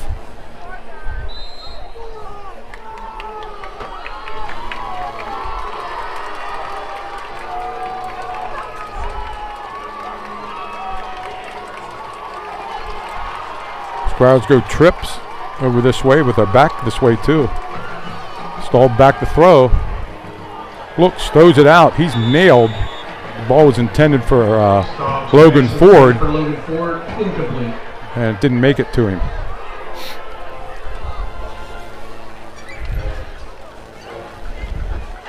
So it becomes 2nd and 10. And even though Susky's up there, the line of scrimmage pretty tight, they're loosening up a little bit here. Well, that was, I wanted to say, Tony, that was Donovan Jordan Brown, one of their stalwarts, defensive end, tackle position, came off that right side, put a lick on our quarterback, Zach Staub. Fortunately, it wasn't intercepted.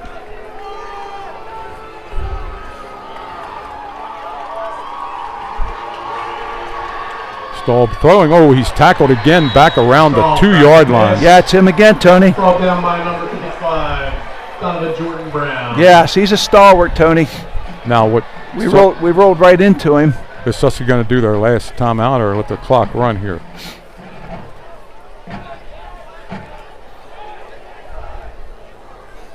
I would guess Delone hands off here. 20 for the Squires.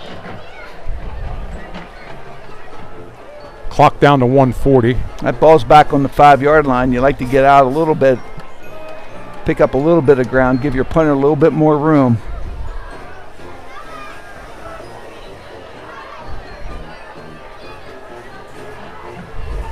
Take as much time as you can. Wait for that official to put his hand up in the air.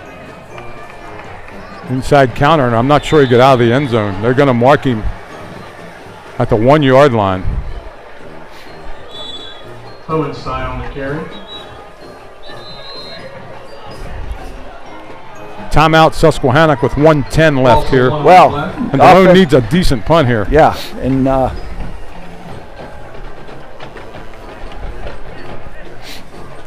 they're down 6-0. They don't want to go down any further. Delone does get the kickoff in the second half, so if they can get out of here. Yeah, a lot of penetration there, Tony, by that defensive front. They were just coming hard. Delone very fortunate to get that ball out of the end zone. Yeah, they tried that inside counter again, and they were waiting for that.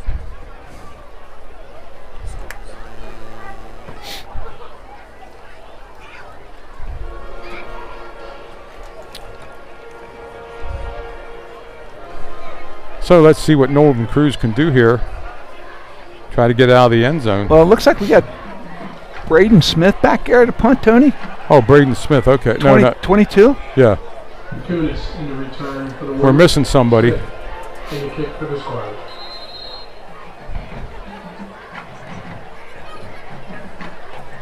Tight punt. Much better kick here. Fumbled by number 1. Boy, what a punt. What a good punt. Try to cover it. Race down the sideline. He's going to take it back inside the 20, it looks like. On the return for the Warriors. 56 seconds left. I don't have the stats on that punt, Tony. I think it was like 45 yards at least. Yeah, he nailed that in pretty good. They're going to mark it at the 15-yard line. No timeouts for Susky. Unfortunately, First and 10 Warriors. We couldn't cover it. 15-yard line. Yeah. That was number 1 for Susquehannock 4. Fumbled that punt, then picked it up and raced 35 yards down the right sideline. Well, you can see he's an athlete, Tony. He caught the touchdown pass. Yeah. And I'm not sure they won't go back to a fade here. Well, they could run it, but they're going to have to hurry. Like I said, there's no timeouts left. Well, the Delone defense has to step up here, Tony. 2 slot.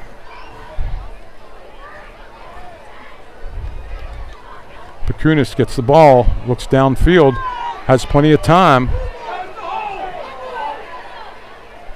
Throws it into the end zone and throws it away. Missed him, Tony. He had him open. Overthrew it. Pacunis, yeah, he did. He missed him. He was running. Delone finally got a little bit of pressure there at the end, and he was running to the right. Yeah. Threw it back across his body, and it sort of sailed on him. Well, that big offensive line certainly gave him plenty of time to throw the ball, that's for sure. 2nd and 10. Another slot, double slot. Number 13 back there in the backfield with Pacunis. Go to the other side. Pacunis takes a snap. He's looking, throws it into the end zone. Number 1's knocked out of bounds. That was 4 again. He's knocked out of bounds about the 3-yard line. Yeah, good execution, Tony. Ran a really good route, down and out. Ball put right on the money. Okay. And let's put it at the 4-yard line. Clock's not going to run. 40 seconds left.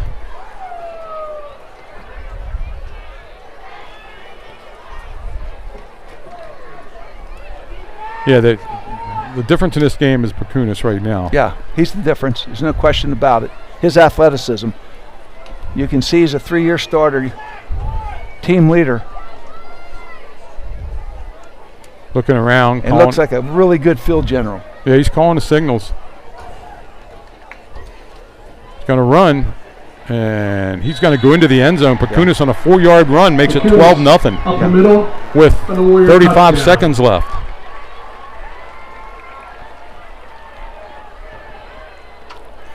Yeah, Susquehannock might go for 2 here, Tony. I believe they will. Yeah, well, I think they probably will, yeah. From the 3-yard line.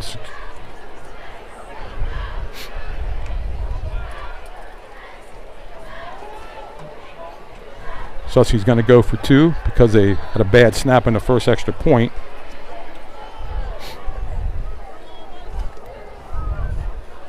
Second half coming up. Halftime will go to Danny Smith.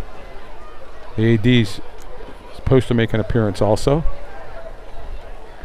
Same set as what they scored the touchdown on now. Motion across. Pacunis gets the ball. He's rolling out. Throws into the end zone. Oh, he had him open. Threw it behind him. Dropped it. Missed a 2-point conversion. Yeah, threw it behind him. Had him wide open. No good. Makes it 12-0. 35 seconds left in the second. Your score, Susquehanna 12, Delone Catholic 0. Let's see what happens here with 35 seconds left and 1 timeout. Make sure you stop by concession. Delone will get the ball back to start the second half. Try to update you on some scores here before we go off. You can also pick up 3 pork sandwiches, hot dogs, pretzels, and nachos. Well, the offensive line for Susquehanna giving that quarterback better protection than the first 2 series. quarterback getting his feet underneath him and getting the flow of the game. You can see the athlete that he is. That's been the difference, I think, Tony, that line of scrimmage play and the athleticism of the quarterback. Yeah, and I think Coach Cerise made good coaching decision bringing Pacunas into this game a little slow. Just let's see. It's his first action of the year. But after 1 or 2, 3 series, he turned him loose. Yep. 35 seconds left before half.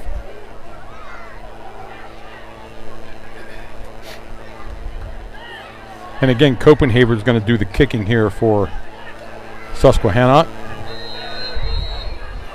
Delone guys in the backfield are spread out a little bit more here. Kicks deep, and Smith's going to get it at about the 10.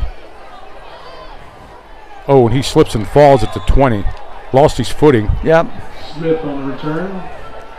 30 seconds left, and let's see if Coach Zortman just doesn't run out the clock here. I think we take a knee and go into the locker room. Let's talk about it. We're down 12. And we have the ball coming out. Squires have somebody down there.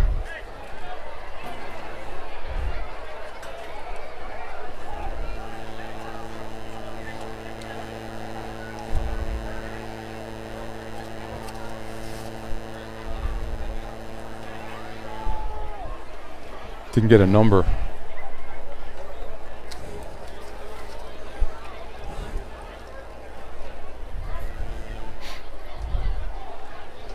Do you got a number there, Coach? I can't.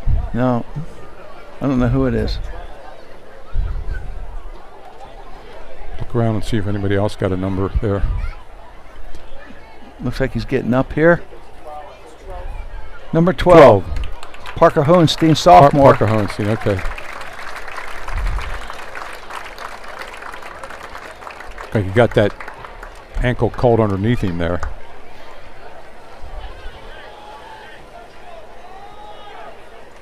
Not putting any weight on that leg, that's for sure.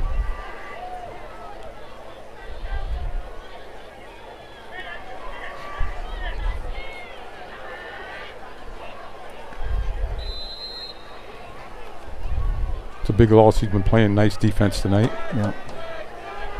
Squires go tight wing, slot. Staub's going to throw it. Gets it out to number 8, Chris Cole. Joe Fuller, again, Tony, playing defense, cornerback. He's the individual caught that touchdown pass. Okay, you can see quite a quick athlete playing the corner. Came down, made that play real quick. Short gain on the play, brings up 2nd and 9. Second down, 9. 20 seconds left here before half.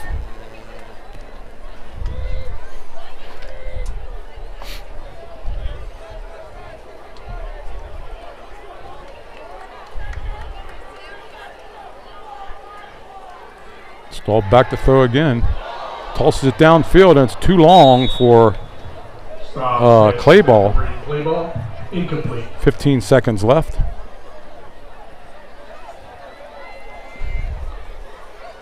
Yeah, Pecunes, Tony, number 4, looks like he's playing the middle of the field there. Yeah, he even plays defense now. Yeah. And so they had him covered underneath and over the top. I think Delone just go ahead and run the ball. Might be time to run it and get out of here. Yeah, let's go into halftime.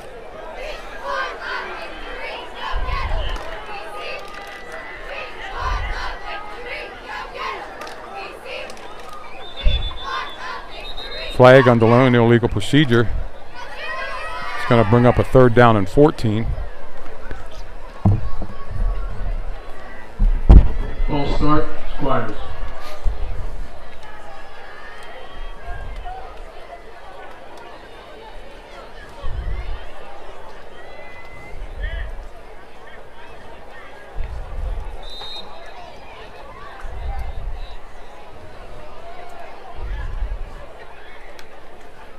Play ball back in the game. 13 seconds left on the board.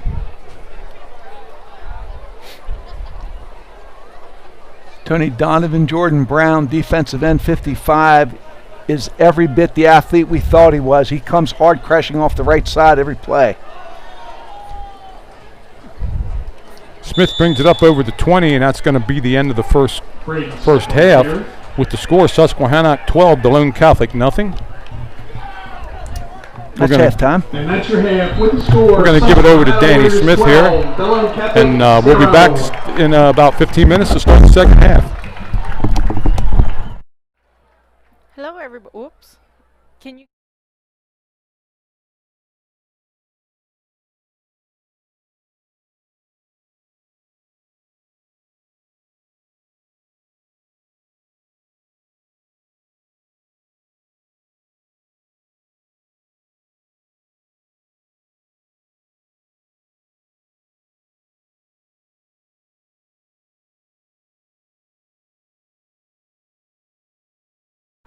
Hey everyone, thanks so much for joining us.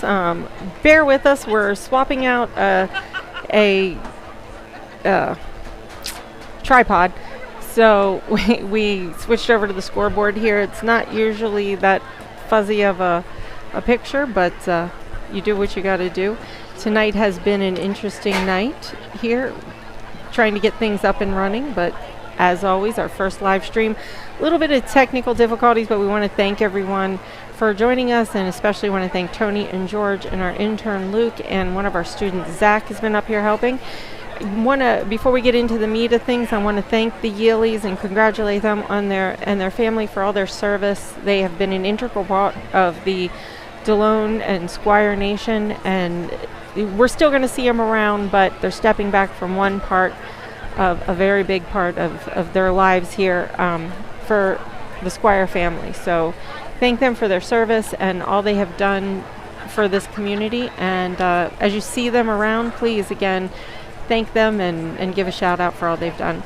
And don't forget, tonight, right after the game, you can join them down at the Knights of Columbus. That's 342 Main Street, I believe is the address, for a reception.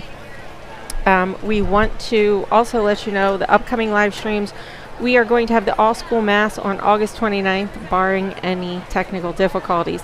As anytime we have a live stream, please know that we record these and we will upload them if the service should be interrupted. You can always check back to YouTube. If we do manage to get reconnected, it doesn't go to the exact same link, but we do try to get things back up and running. But if for some reason we cannot, we will upload the entirety of the video a little later in the evening or the next day as soon as we're able to.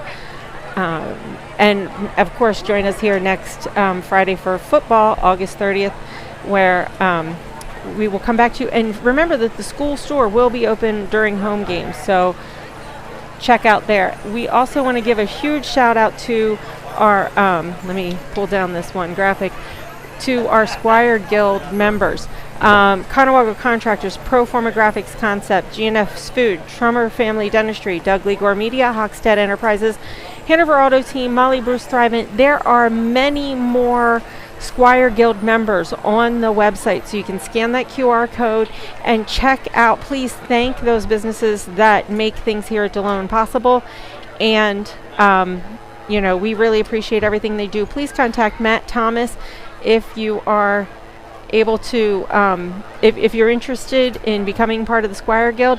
Mr. Rudolph is up here to join us, so I think there's a headset over there if you want to grab that. I won't talk over you, but I will keep running pops up on the screen while you're talking, letting us know about whatever's coming up.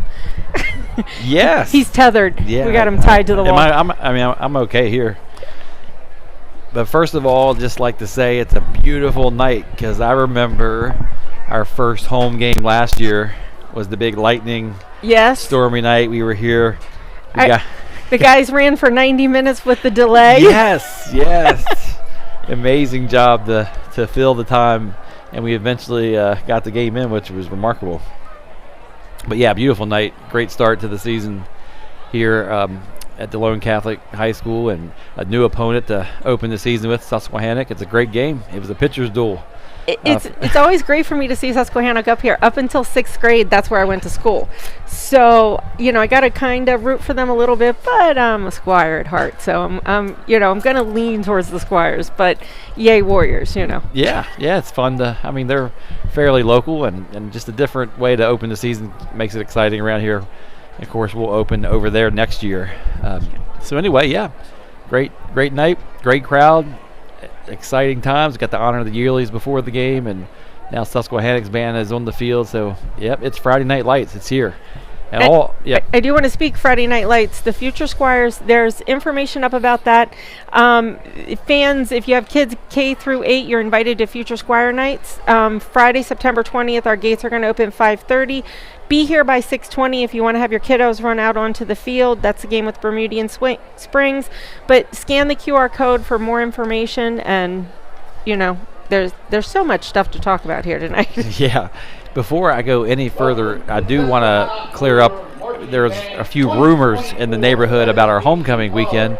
Our homecoming game is definitely Friday night versus Littlestown. There were some discussions because of the referee shortage that the game might be moved, but it is certainly Friday night here for homecoming weekend versus Littlestown. The other thing, before I talk a little bit about all of our fall sports that we're excited about, is I want to thank our longtime team doctor, Dr. Dixon, for all the years of service that he spent with our athletes on the sideline, especially on Friday nights.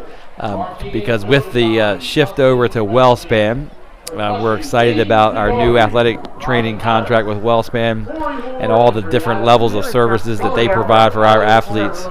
We are thankful to have them. And with WellSpan, we have a switch over on our team doctor, and Dr. Posner is with us now.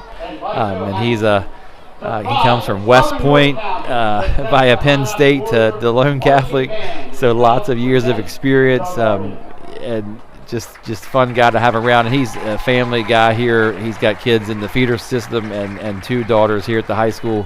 So a nice little connection there as well. And he's on the sidelines tonight, so we thank him. And our new athletic trainer is Dave Gerke. And he comes with 10 years of experience, but still a youthful attitude. And all the kids so far that have met him and worked with him are real excited to have Dave join us and to help our athletes stay healthy and to get back on the field when there is a injury. So welcome Dave if you see him around the hallways or on the fields or in the court, and welcome him in a Squire way. The fall athletic season is upon us, not just Friday Night Lights, but our tennis team and golf team have been competing for a week or so, and they're off to a great start. Our girls tennis team and our boys and girls golfers. Interestingly enough, our golf, coached by Chuck Minchek, they had like the most golfers that they've ever had. He's had to be creative in terms of the way that he works with the golfers because only so many can compete at a time. But he has really grown a program. They're coming off back-to-back very successful district and state level teams. And our tennis team is led by Denise, and she is in her year 25. We're going to honor her here at a football game. It might be homecoming weekend as well that we're going to honor her years of service. And so their girls are off to a good start, and they're in good hands with her as well. We have a couple home contests coming up in addition to being back here next Friday for Friday Night Lights hosting Lancaster Catholic. We have a home boys soccer match versus Biglerville. And this year we're playing more games in the stadium than we ever have before for soccer. But this one next week will be at Clark's Field. We have a new field thanks to the Clark's factory over there and the Hanover Soccer Club that generously lets us use their field. So boys soccer will be in action Tuesday at Clark's Field. Our other home contest for this week, Thursday, is a big night. We have tennis hosting Harrisburg Academy at the West Hanover Park here for our home match. Girls soccer versus Holy Redeemer, and that'll be at Clark's Field as well. And then volleyball, it'll be home versus Fairfield. And then, of course, Friday night we have football, Lancaster Catholic. Now we have other events on the road. Be sure to check out our website, Delone Catholic. And if you don't have the app downloaded, you can download the app. And you can keep track of all the things that are happening in and around the school with athletics, the arts, and certainly the academic and spiritual calendars as well. And so, again, we're just thankful to be back in action. We thank Tony and George for being the voice of the Squires here during football season and all the fall athletic events. DCBN, Bill and Danny Smith keeping things going up here in the box and volunteering their time and all their efforts, and the technology that they provide is just really amazing and top notch. And I'm looking at one of our students, one of my former students. I mean, he's still a student here, but I had him a couple years ago in Bath, Luke Wingert. Luke is officially our intern now. All right. So he's doing this as his junior internship. So he'll be doing. He did a lot with us. So he'll be doing even more. And I want to encourage anyone, if you're listening, if you're a soccer parent, a lacrosse parent, a volleyball parent, or a former player, or just someone who knows the game, and you're like, oh, I'd like to see more of this on DCBN. If you're willing to do commentary, we're in a situation where if we don't have commentary and the huddle can do it, we defer to the huddle, but if we have people that want to do commentary, we try to do more than just the senior night. So field hockey is really only on this field for senior night, but please reach out to us. You can reach out to Bill at schoolwsmith@DeloneCatholic.org. You can reach out to Mr. Rudolph. He'll get you in contact with us, or really just call into the office and say, hey, I'm interested in helping with DCBN, and they will get you to us. So volunteers are always welcome. Yeah, and it's a lot of fun, and they'll help you along the way, and we'll be patient with you as fans. I helped out with one of the basketball games this past season, and it's not as easy as it looks to offer commentary, but it's also something that if you're passionate about it, you can pick it up pretty easily, and the kids love hearing their names called and talked about. So yeah, it's good. And we always try and pair somebody up. Like one of us can jump on a mic with somebody, but we don't know enough about the sports to do it ourselves. And it's so much easier when you're having a conversation with somebody rather than just talking. So we're never going to be George and Tony. It doesn't matter how hard we try. We will never be George and Tony. But I think we do a really good job being respectable for the kids to get, to try and get their numbers and their names and highlight them for both teams, because it's really, while we are Delone Catholic Broadcasting Network, we really hope we put out a product that both teams come back and enjoy to watch. And we've gotten compliments from the other teams for presenting that way. So we try. Yeah, again, I mean, it's just consistently well done. And again, the technology and the human resources that we have, make it something that's... Oh, please understand. We struggle technology. There's stuff going on back here all the time. I'm surprised I'm not bald. But, we are stressing out. But by the grace of God, we usually keep it going. And truly, there are things that should not work that we manage to get work. We have some really exciting people coming in to help guide us this year. Some external resources that Mr. Thomas has brought into us. So hopefully, as the year evolves, we're going to be doing better things and growing the program. That's something to look forward to, but we really appreciate the community support, the outside support. People see what we're doing up here, and they jump in to try and help make it better, and that's right. And it's not just athletics that DCBN broadcasts, math, the arts. So it's really a great piece of communication for the school. And I think there's a lot more that we can do, but that's going to be dependent on external resources and volunteers. So as interest grows, I know there's George and Tony had talked about maybe wanting to do a sports talk, like sort of a podcast live stream thing. We'd love to get them on air more often. And we'd love to be able to interview our coaches, our staff, you, Mr. Rudolph, to have us give us more of an update about what's going on. I'm ready to do a weekly, Rev Rudy update. Oh, that would be awesome. That would be... We'll work on that. We got to get the plans in place and slot everybody in to do it. But I'm excited to see things evolve with DCBN, and I am so excited. We've got Luke with us here, officially interning with us. I think there's things that he's going to go on to do that are going to be bigger and better, but he has been a real asset to us here. So we look forward. The graphic up on your screen right now, if you are interested in taking a tour, shadowing, having a day to get to know more about Delone Catholic, please scan that QR code or reach out to the office. We'd love to have you here and show you what we're about and welcome you into our Squire Nation family. All right. Well, thanks for letting me have a few moments up here, Danny, and again for all that you do. And I do want to do a personal privilege. Once a year, I like to give a shout out to one of my best buddies, Dave Stawick, who listens and watches all of the broadcasts, basically DCBN, not just our athletics, but he'll tune in for mass and graduations and stuff. And he's in Washington D.C.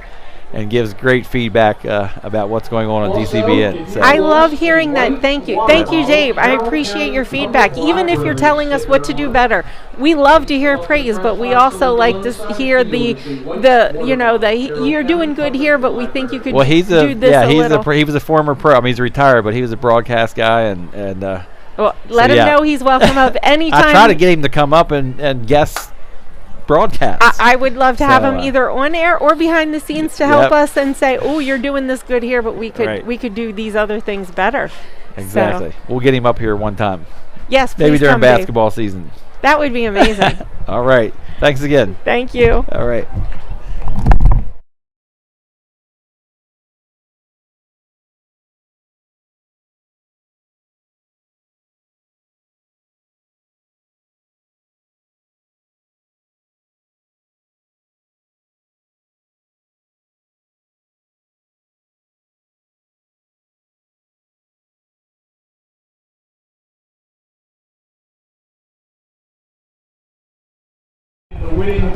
And we're back here for the second half.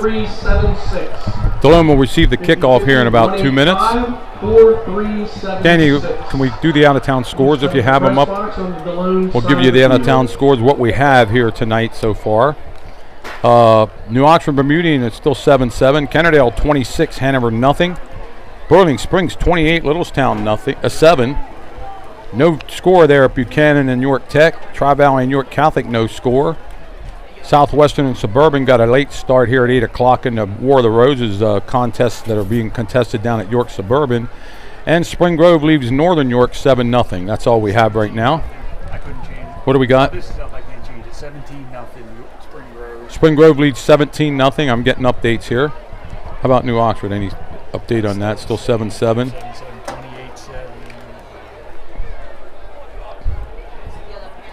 28-7. Okay. Biggerville leading Aimville Clearno 13-7, and that's about it. Thanks, Bill. George, Tony, 3 players stood out to me for Susquehannock. Obviously, the quarterback Bekun's quite an athlete, great field general, quick, keeps the play alive. Threw a great ball to number 1, Joe Fuller, who's a good athlete himself. Made a great catch. Joe Fuller playing offense and defense from his corner position, quite the athlete. And then the other individual, Donovan Jordan Brown, from his defensive end position, number 55, is starting to take over on defense, Tony. They look like they're getting stronger and stronger. Delone's down 12-0 right now. They need to make a play. They need to get a drive going and put some points on the board, okay? Yep. This is a very good, very strong Susquehanna team. Delone needs to execute. They can't kill their drives with a turnover or a penalty. Well, they were 4-6 last year, 2-4 in the league, but like we said, they had a stout defense all year long. They did. And again, I'm going to say it again, 18 starters back. You can see that that's a mature team. Yeah, and they don't have any holes, and Delone's going to get the kickoff here. And there's no 12-point play in football, but they do have to at least, at the very least, get field position back in their favor. Right. Even if they don't score, they need to pin them down deep. Yep. You're right. Yeah. But let's see if they can get something off this kickoff, get something going. Well, really, that has been a problem, too, because they haven't gotten anything off their kickoffs. Yeah. Susquehannock is covered very, very, very well. There's no question about it. Okay. Tri-Valley 22, York Catholic 9. But we got Tri-Valley 22, York Catholic 9 they just gave, so that we didn't have that one, but that's an update. But Bekun's, the quarterback for Susquehannock, his ability to keep the play alive has been the difference in this game. Yes. And even when he runs, he finds the hole. Yeah. He finds the hole even when he runs up the middle. But when he gets out, if he gets outside of containment, he's very, very dangerous. Yeah, you can just see it from up here, Tony. He plays with a lot of confidence, doesn't he?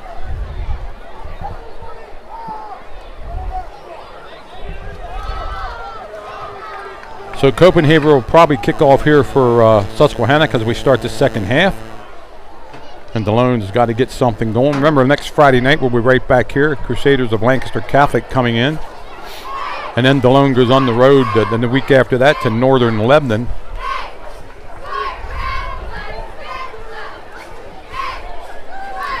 Owenstein and Smith back for the Squires. Levi and Smith back there for Delone. Let's see if we can get something going here off this kickoff and get some good field position. Copenhagen. Copenhagen's been putting the ball down around the 5-yard line every time he kicks off. That's where the Delone stands now. Got to watch for anything funny here with a 12-point lead, to know what approaches the ball. Again, it's a high end-over-end kick.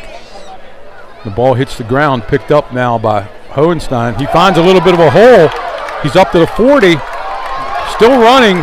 Breaks up to about the 42-yard line before he's knocked down, so nice return. Good return, Tony. Picked that ball up on his ankles and hit the middle of the field with it, got a seam, and fought for the last 10 yards, and Delone starts with excellent field position, what they needed to do. Ball's on the 41-yard line. Brings up 1st and 10 Squires. See if that gets Delone up a little bit here. A little bit of spark, maybe.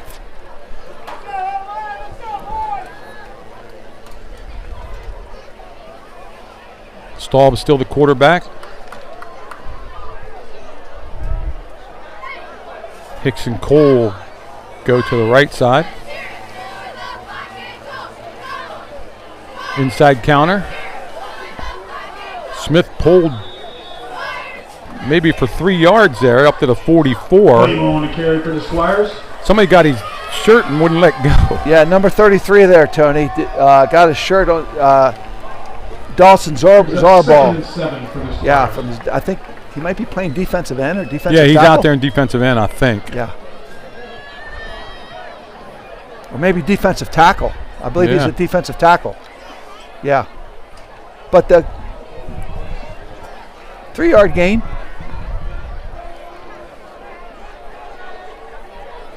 Tight wing slot. Staub back to throw. Has a little bit of time, throws it out. It's caught. First down, Delone. Looks like Hicks was Ford. I'm calling Chris Cole caught that one. First down. About the 43-yard line of Susquehannock, 1st and 10. Chris Cole running a good pattern, Tony. Ran his defender off of him, came back to the ball. Zach Staub put that ball right on the money where it needed to be. Well, key first down and good field position. Staub had a little bit of time that time, He too. did, yeah. And that's going to be the key here. Can they give him time? Yeah, good route. Tight wing to the right, slot over here to the left. Smith takes it. Trying to find something there in the middle, just nothing there. We're going to give him a yard. That's what's going to be out there. The referees give him a yard there. It's 2nd down 9.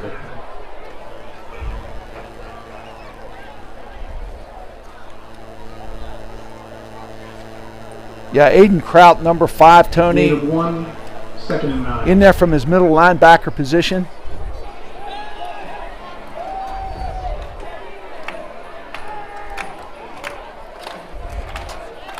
Tight wing left.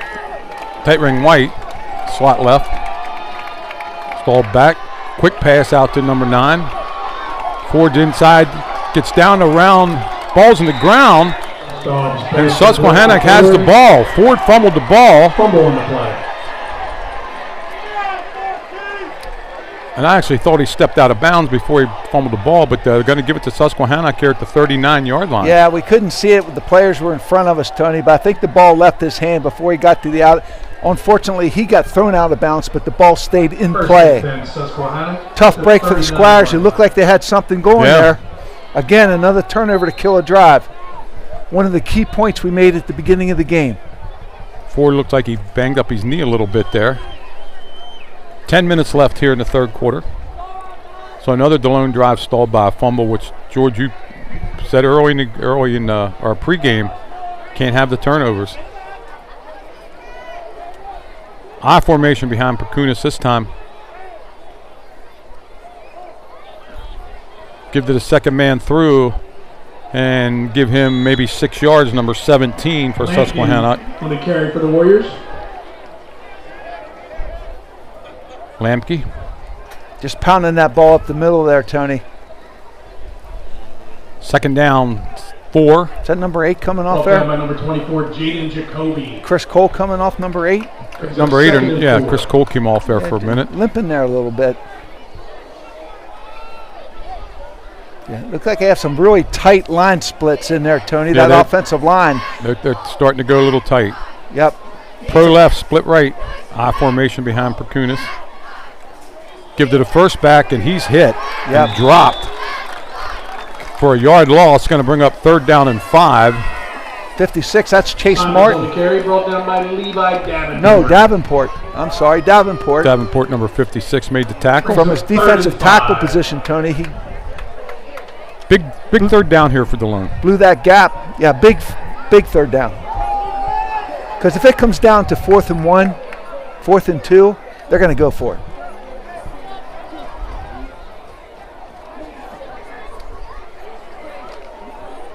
See what kind of set they go slot, double slot with a single back there with Pacunis.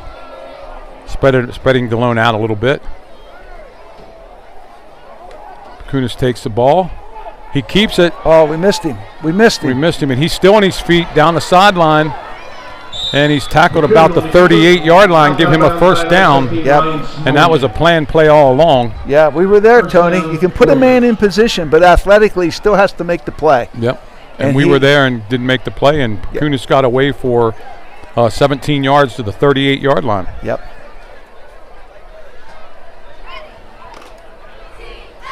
You're coming full speed, Tony. With somebody that gifted as an athlete, you've got to break down and make him commit. Double slot again, same formation. Looks like Zorball in the backfield.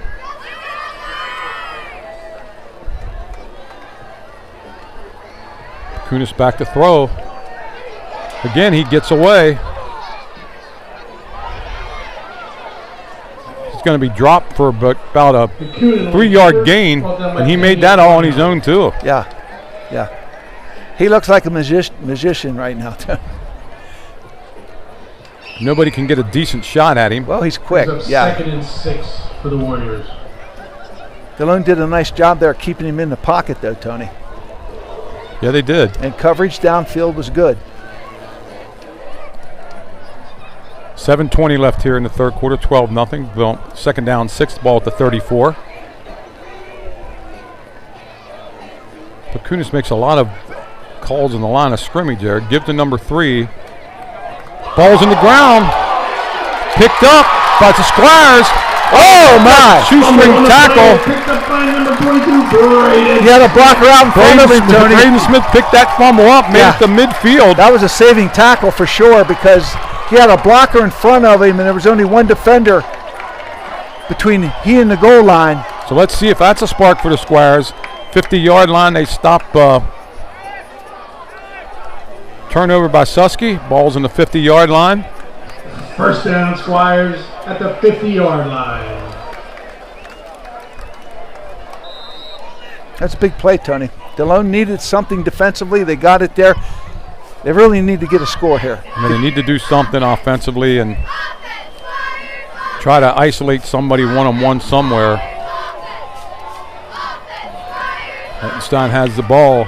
You got some quickness there, Tony. Some good speed off that right side. He's still going down inside the 30, 21-yard pickup. Delone getting some push off that right side. He hit that hole hard, and he was running with some determination, no question about it. Let's see where they mark that. They're either going to mark it at the 30 or the 25. And what do we got here? We got a penalty or what's going on? We're moving the chains and getting lined up, I believe. Refs are out there talking about something. 1st down at the 29-yard line, it looks like. Look like I could bring it over to this hash, get the stick set. Looks like we're going to go from there. Yeah, I don't know what the problem was or what it is. Somebody call timeout? Delone's got to get back on the field. This ball's in play. You don't want to get a 5-yard penalty. Yeah, I mean, the refs didn't mark it until right now. Yeah, okay. We're okay. Call the play. Let's get to the line of scrimmage. I mean, I don't know what the big meeting was with the refs over there at the 30-yard line to start with. We got to hurry. We got to move. We got to move. We got to move. Well, I don't think the clock was set until he blew the whistle. So we got 40 seconds from that time. The back judge does not have his hand up yet.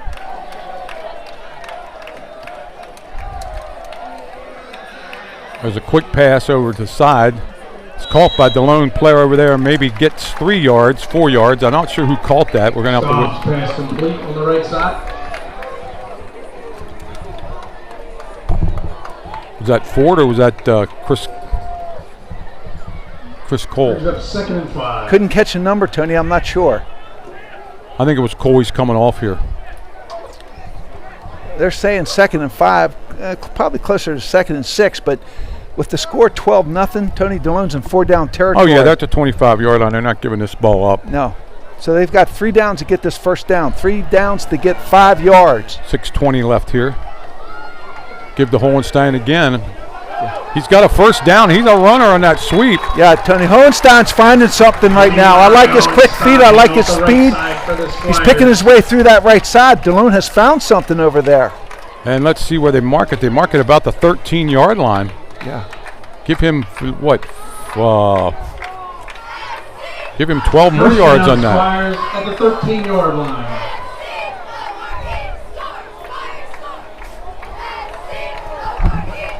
Squires have the ball 1st and 10 at the 13-yard line, under 6 minutes.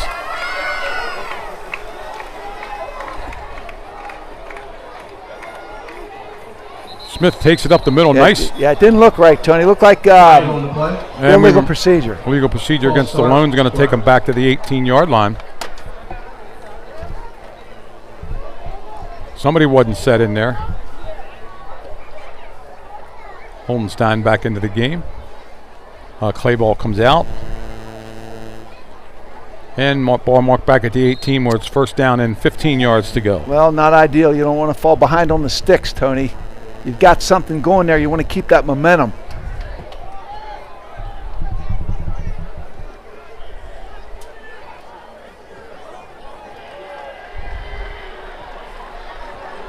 Push that pal forward. They're pushing it forward and pushing inside the 15, the original line of scrimmage. Hohenstein on the carry for the Squires. Hohenstein again and brings it back maybe to the 14-yard line. 2nd down and 11. Brings up 2nd and 11. Ball just inside the 15-yard line. Again, Tony, we've got 3 downs to get 11 yards. So you kind of have your play calling in mind, what you want to do here. No backs in the backfield behind Staub. Might he take it and run? Empty set. Gives it to Smith. Oh, Smith, just another shoestring tackle brings Smith down. I'm not sure he got any yards there. Broken by Trevor Odegaard. Well, that was a saving tackle there, Tony. He might have got 5 or 6 or 7 yards there. He might have get into that flag. There was a lot of room out there. Yeah. Holdenstein back into the game, 3rd down and 11. 3rd and 11. I'm not sure if field goal helps Delone here that much. I don't think it does, Tony. I think they've got to go for the first down. See what coach comes up with here. My guess is Susky's going to bring the house.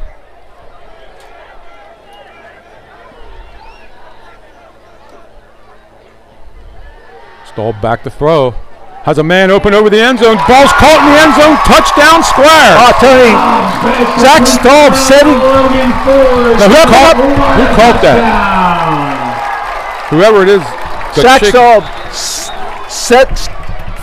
stepping up, Tony, in the pocket and firing a bullet down the middle. We've got a receiver down for Delone. But good job by Zach Staub, Tony, stepping up in the pocket, keeping his eyes downfield, and delivering a strike down the middle.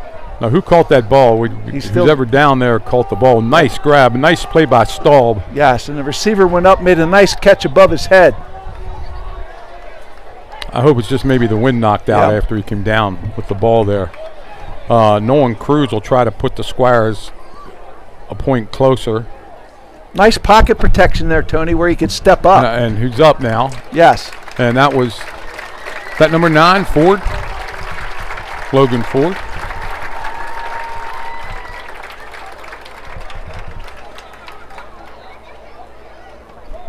Number 9, Logan Ford, Tony. Yeah, nice pattern. From his slot wing position. Good pattern. So Delone takes the fumble from the 50-yard line and goes into the end zone. Nolan Cruz trying to get Delone within 5.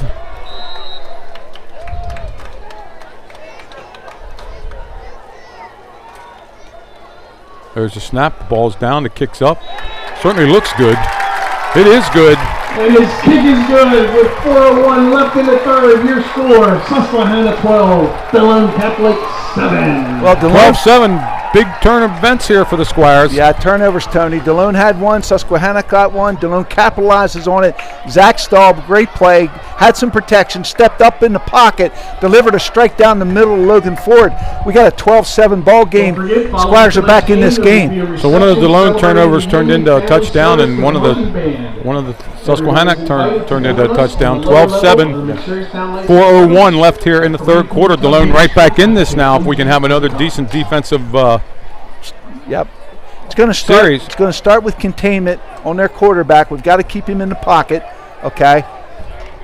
Be interesting to see if they have their offensive line try to take over this game by running and tackle to tackle. We'll see.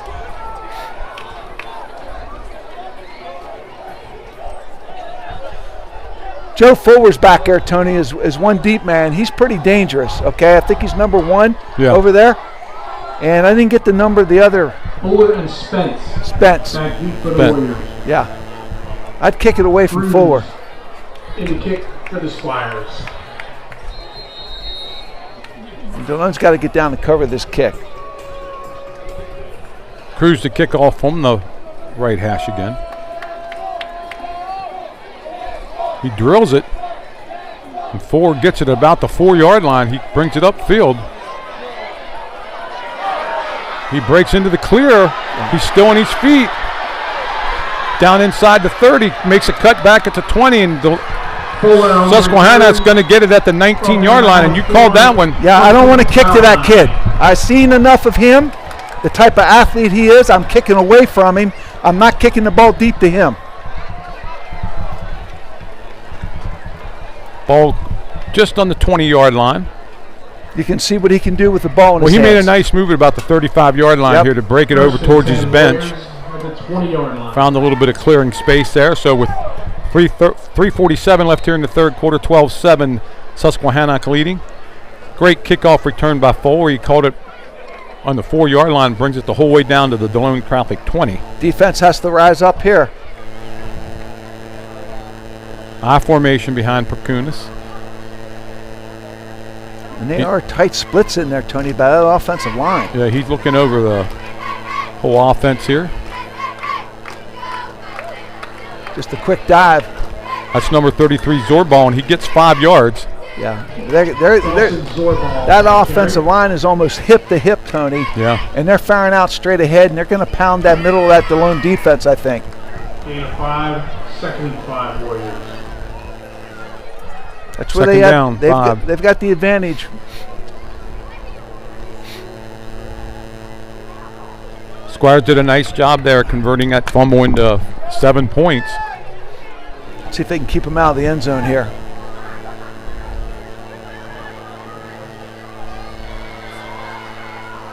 I formation again.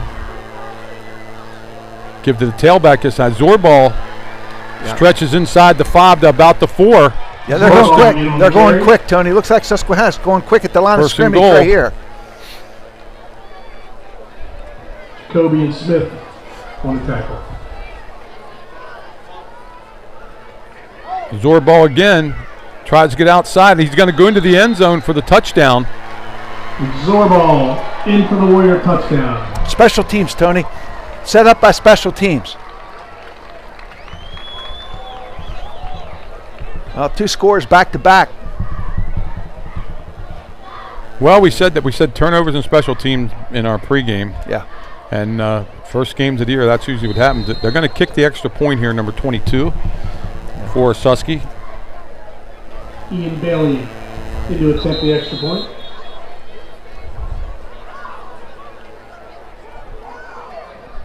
I think Susquehannock called Ian Bailey, timeout Susquehannock. They're going to think about this.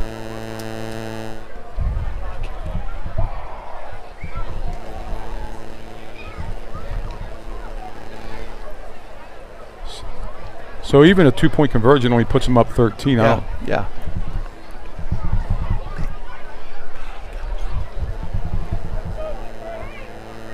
So did Susky use the timeout? They did. They did use the timeout there. So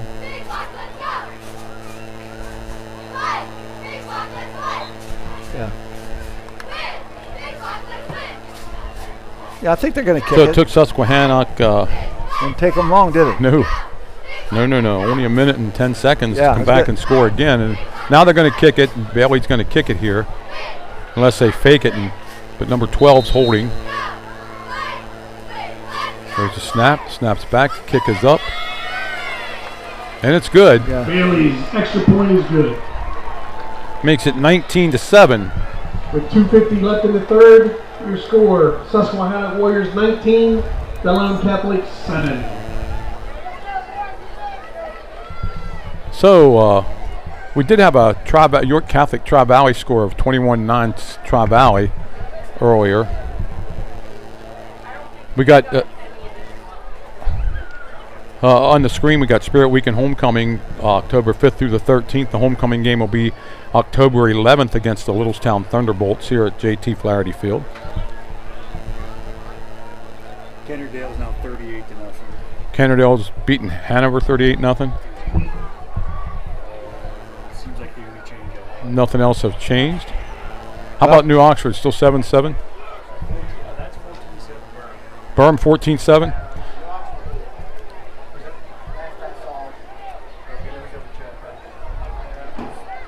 Trying to. It's 21-13. 20. Oh, who? Burn. New Oxford's leading 21-13. New Oxford's up 21-13 up at New Oxford. Well, let's see if with 2:50 to go in the third quarter, if Delone can get something going here on this kickoff return, Tony. Yeah, Holtenstein had a nice kickoff return the last time. And the kick for the Warriors. Here comes the kick for the Warriors. That's a shorter one. Kick. Got to catch it. Got to catch it. Holtenstein's on it. Breaks free. Again, he's a runner. He's up to the 34-yard line, and a ref thought he might have had his knee down when he picked that up. Very close. Very close. I thought he might have too. On the tackle for the Warriors. Yeah. So Delone takes over at their own 34-yard line. 1st and 10 with 2:44 left here in the third quarter. And again, they're down 12, so they're the same. They have to do the same thing we said before. Yeah. They get together a nice 50-yard drive with the Hollenstein's run and Staub's nice throw to Logan Ford.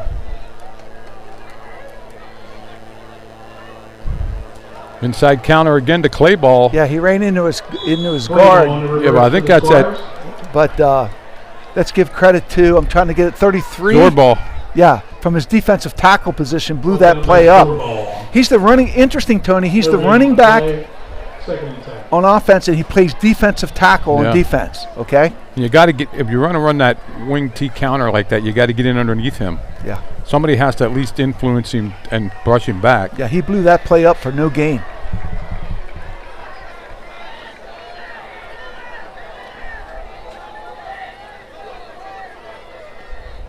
Little toss pitch to Holstein. He's going to get maybe 2 yards, bring up a 2nd down and 8. Third and 8. I'm sorry. What else? Yeah.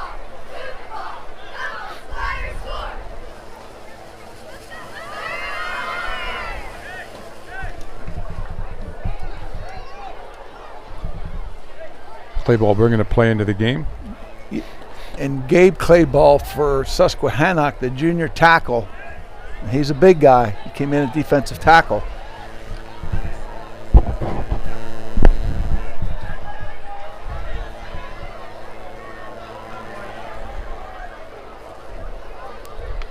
Squires trip set. Over the middle, it's caught, but it's not going to be enough for the first down. It's going to bring up a 4th down and about 3 yards to go. Stops, pass complete to Logan Ford. Oh, I'd mark it way back at the 40. Wow, I thought he picked up more. I thought he was up. I thought he was up at the 41-yard line.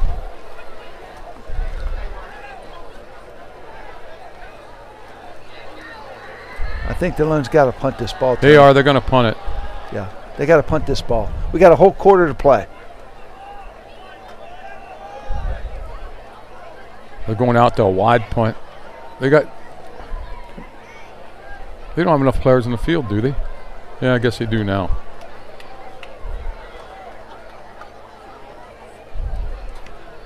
Oh my.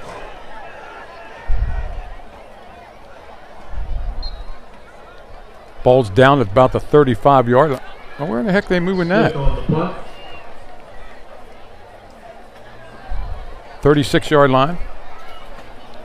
1st and 10 for Susquehannock. 21 seconds left here before the end of the third quarter. Both teams have scored 7 points so far in this quarter. Well, Susquehannock up 19-7. First down, Susquehanna at the 36-yard line. I'm going to expect that they're going to pound with that offensive line. We'll see what happens. Delone's got to get a stop here. Yeah. Susquehanna scores again. I think this game's out of hand. Susquehanna brings it up, and you're right, it's I formation. Split one way, pro back the other side. I formation behind Pacunas. And this is what they've been using. Pacunas looks over, and he might be calling the play in the line of scrimmage. There's a pitch. Wide pitch. Oh, no, missed the tackle. Yeah, we got to make that tackle. Lampton on the carry. We got to make that tackle. It's a 2-yard gain. We make that tackle. Number 17 gets the first down. Gets loose and gets the first down. That was Caden Lampkin. New Oxford leading Bermudian 21-13. Kennerdale all over Hanover 38-0. Boiling Springs all over Littlestown 35-7. Spring Grove 17-0 over Northern. And Buchanan and we know the third, your score, Susquehanna. That's the end of the third quarter, 19-7. 19-7. Both teams scored 7 points in that quarter. We know the York Catholic scores wrong, right, Bill? We knew that was 21-9 or something like that. York Tri-Valley was leading York Catholic 21. Oh, okay, all right. Yeah, they called that downstairs.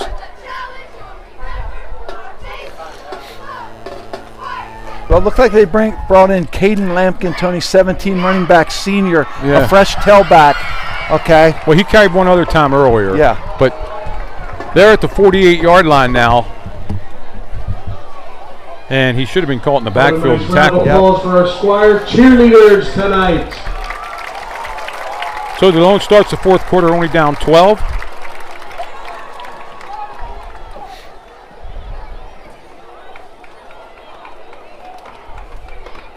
Let's see if fatigue starts setting in a little bit here, George. The boys been on the field a long time here. Mm-hmm.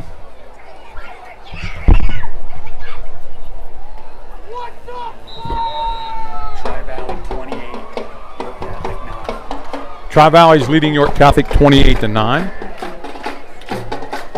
Thanks, Bill.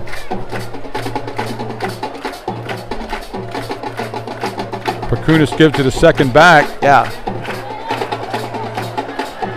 He's going to get outside. He's pushed out of bounds. Nice play. Lampkin off the left side. Yeah, he's more. Looks like he's more the scat back type of runner, Tony. Yeah. You know, they've really marked him up there too. Wow. Yeah. Holy mackerel! They gave him 7 yards on that. Yeah, he's a little bit quicker. Yeah.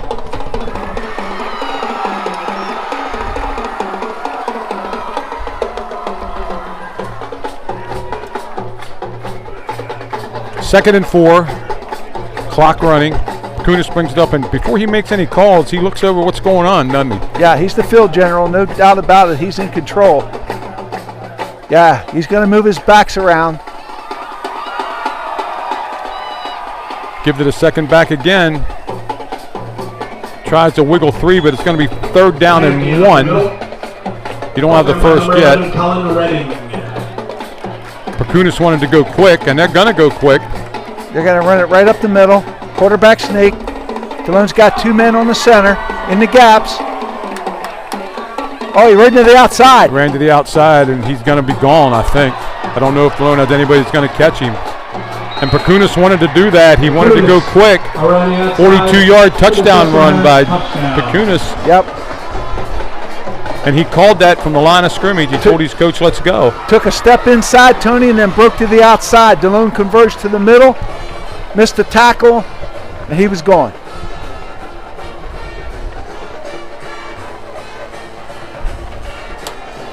And he called it. He called it from the side. He called it in the huddle there. He said, let's go. Yep.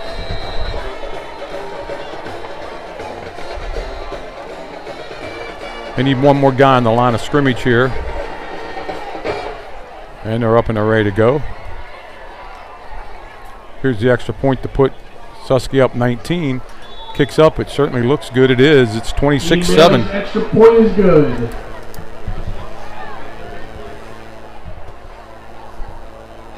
(26-7) now. Susquehannock leads. 10:30 left here in the game. So Delone's going to have to try to do something here just to get a little something positive going. Remember, next week, next Friday night, George and I will be back here. You at Lancaster Catholic will be visiting in an old CPCL rivalry. Well, Susquehannock. There's some positives to pull out of this thing for Delone. I mean, Delone came in. Absolutely. Absolutely. Yep. I think there's a lot we can build on. There's no question about it.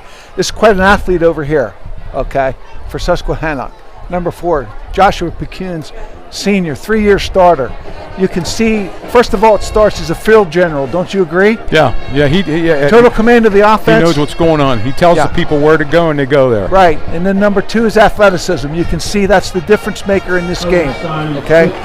I really do think without him, Delone would have gave, it would have been a different story. Yeah. This kid's good. Yeah, he's the difference maker. Ball's picked up on a bounce by Smith. He brings it back up. He's 3. He's up over the 50. Brought down there by number 3. The kicker stayed home. Yes, he did. Copenhagen, the kicker, Tony, stayed home, made the saving tackle. But and he really couldn't go right or left because he had 2 guys from Susquehannock. Yeah, he had a guy here and a guy there, so he had to go forward. But to your point, Tony, let's build on something. Let's see. 28-13 now, New Oxford over the berm. Boarding Springs all over Littlestown. Tri-Valley 28-9. Spring Grove 17-0. Yeah, let's see the fight. Let's see the fight from this Delone team. A little like character. Yeah. You need a character drive here. You really do. Stall about to throw. He's going to be under some pressure. Tosses it downfield. He has a man out there, but he can't get to it. Yeah. Nice coverage by, is that Copenhagen? Number 3, yeah, I believe it was. Yeah. Good coverage by Copenhagen, Tony. You're right. Zach put some air under it, tried to get his guy to make a play, but just better defensive coverage. 10:19 left. Want to compliment our intern Luke here on a great job in the camera tonight. Gets the official title of intern. Yeah, I thought he was the intern last year. Yeah, I did too. You get a promotion, Luke. Same set for the Squires. Handoff, nothing there. Yeah, Susquehannock converging real. Smith along the right side. Coming hard off that left side there. Yeah. It looks like number 55 Prusutski's a little gimpy up, getting up there. Well, Donovan Jordan Brown, Tony, he just been all over the field. He's been all over the field. He just clogged up that left side. Yeah, from his defensive end position. One of the players we pointed out that's a difference maker on this defense. Looks like he goes to the wide side, Tony. Plays the wide side on the defense.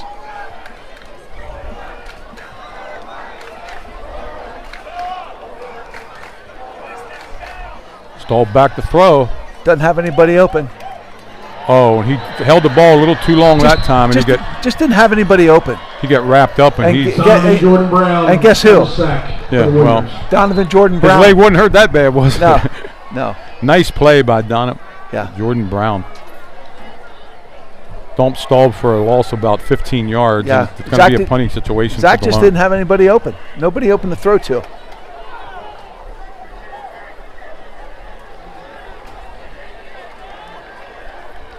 My guess is he knocked out a win. The guy came down at him with a ball right in his chest. Yeah, it looks like he's rolling over. Yeah, I think that's what it was. So Delone will have to punt this ball away. 4th down, 21, 9:25 left here. But they've got big plays from Donovan Jordan Brown, Joe Fuller, and obviously their quarterback, Tony, number 4. Okay. Well, the last play, I mean, they were hurrying up, and he said, "Let's hurry up, coach," and they went hurry.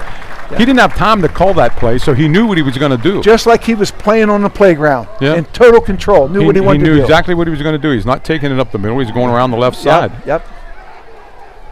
And I'm not sure anybody in his team knew he was going to do that. Maybe not.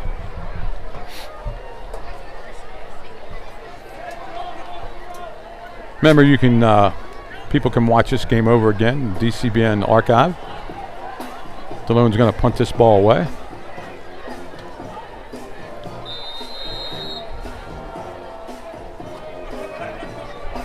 Nobody back for Susquehannock, Tony. Ball, I think that was partially blocked. Out of bounds at the 39-yard line, and Delone. That was Smith. Out of bounds at the 39-yard line.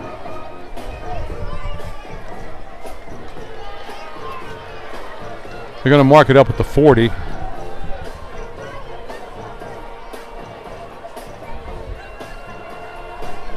So up by 19 with 9:12 left. Let's see what Coach Zarish does over there. It looks he's got some second teamers in there on the offensive line. Well, yeah, you don't. I mean, Perkunas is his first game back. Yeah, being hurt. I don't know. I think 19 points is probably enough. Maybe he puts somebody else in there at quarterback. Yeah. I mean, yeah, it looks like what else can Perkunas do? I mean, he's a magician. He did everything else. Yeah. Who's in there at quarterback now? Well, that's him. Perkunas is in there he yet. Still in there? Yeah. And they like this set in the second half, this pro set that they're using. And they're just pounding the ball up the middle, and Perkunas takes it himself. There it's up the middle again. Number 3, that's Copenhaver. Yeah. Copenhaver on the carry for the Warriors. Give him 8 yards.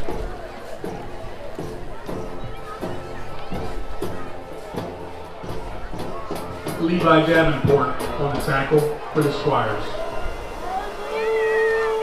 That big offensive line's been leaning on us all night. And in the fourth quarter, that's what's going to happen with Delone going both ways. And it's taking its toll a little bit.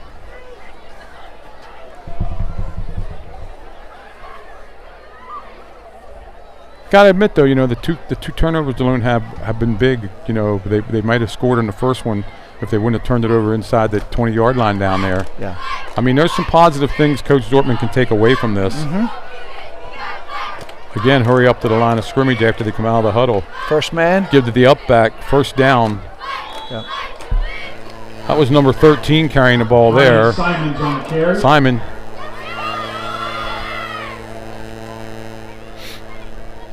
George, always nice working with you. We'll be back next week, like I said, for the Lancaster Catholic game right here at JT Flaherty Field, 7 o'clock start. Yep. But I agree with you, Tony. I saw a lot of positive things tonight from this Delone team, a young team, a lot of first-year starters on this team, playing against a very experienced Susquehanna team that I think is going to go well into their league. I think they're going to be right there in Division II. There's no doubt about it. Challenge for the championship. If that kid stays healthy, yes, he makes everybody else that much better of an athlete. He's going to throw here, it looks like. Down the field, overthrows, nice play. Yep. Good pass intended for number 15. But as Coach Frew always said when I coached under him, Coach Wiles also, the biggest improvements are made between the first and second game. Yeah. So if Delone can pull some positive things out of this and clean up some things that they did here tonight. Remember, they had that early in the game. They had that unsportsmanlike conduct penalty when they had a first down over there. And I don't know what happened, and we weren't over there. The fumble killed the first drive. The unsportsmanlike conduct call killed the second drive. Yeah. Okay. No, don't get me wrong. Delone got their break when Susquehannock fumbled, and we returned it up to the 50-yard line. So there's been breaks both ways, but. Yeah.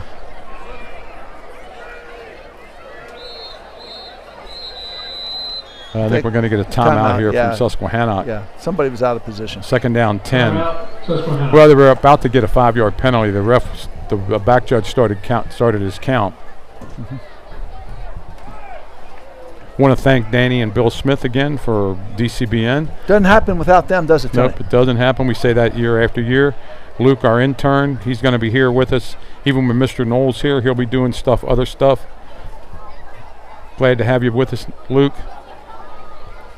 Always a pleasure. This is sort of an outlet for me. I know it is for George too. Giving back to our school.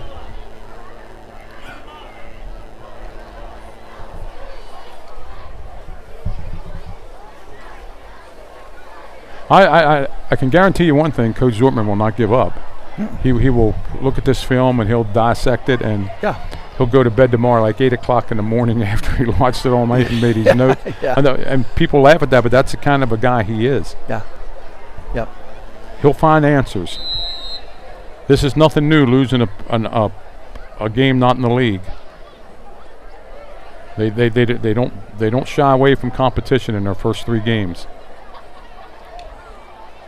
Ball's in the ground, picked up.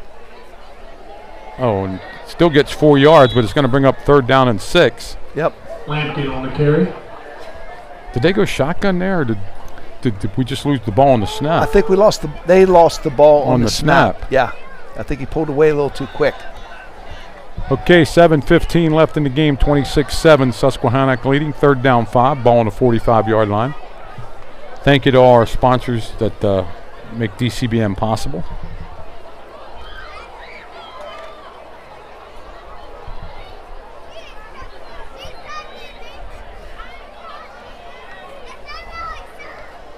Well, they're staying in that I formation.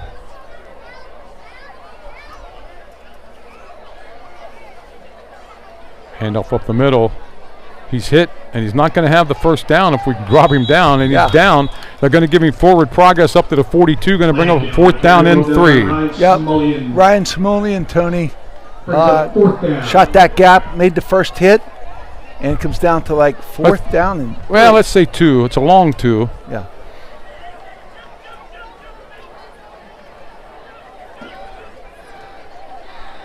It looks like they're going to go for it. They were going to punt, but taking an awful long time here, though.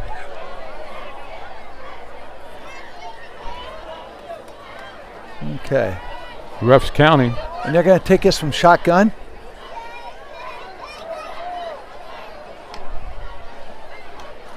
Shotgun. He's going to run with. Oh, a quick kick. I didn't expect that.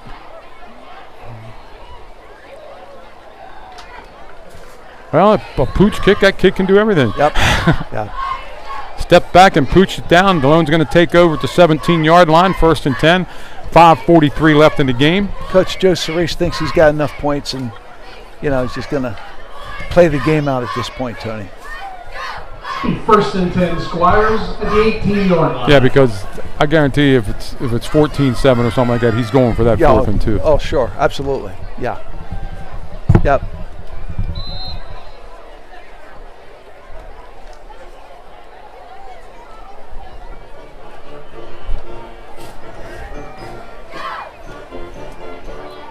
Squires go trips. Staub throws it out to Cole. Cole breaks it up the sideline. Gets about, going to be close to the 1st down. I don't think he has it. He might be a yard short. See where they mark it here. 27-yard line. He is a yard short. Gain of 8, 2nd and 2. Well, let's run your offense. I mean, it's sure.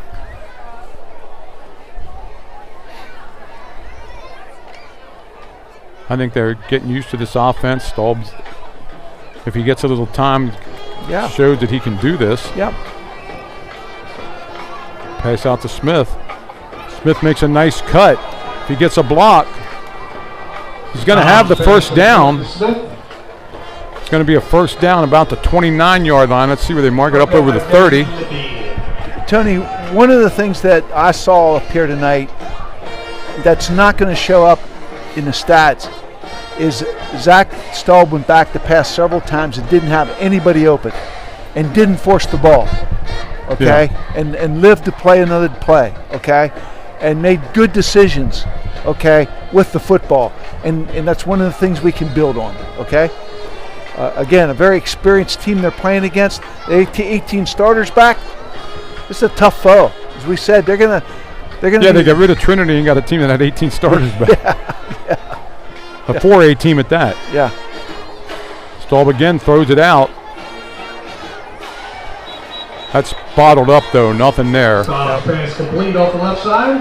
Well, Delone's got to make that first block there to give that runner an opportunity to catch the ball. Loss of 2 on that one. Brings up 2nd and 12. 2nd and 12. Play ball comes out of the game. Levi Holtenstein goes into the game. You know, did we see Parker come back in since he got hurt? I haven't seen him on the sideline here. I don't know. I lost track of him.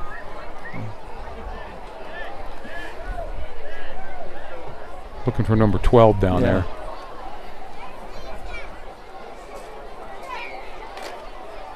Staub spreads them out again. We got a slot tight wing. Back to throw Staub. Pass out. Cole has it. Nice move.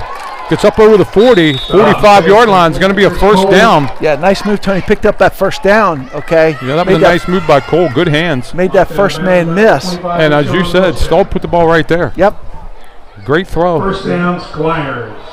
Gave him a little time because I'll tell you what, number 55 was after him. Now, I think he just went out of the game. Yep. I think we're getting some second-team defensive players in there. A new Yep. whiter shirts, let's put it that way. Yeah, there's no question. That's a lot of second-team players there for Susquehannock on defense. Coach Joe Cerise giving some of his second-teamers an opportunity to get some playing time. Yep.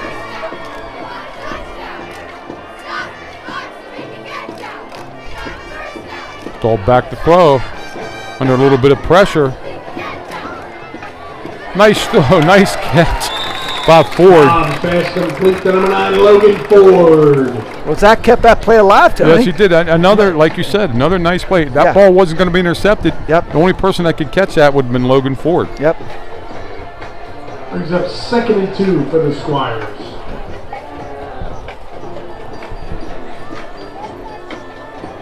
Second and 2. I know they want to throw, but I'd like to see him pop a draw in there or something now. Yeah.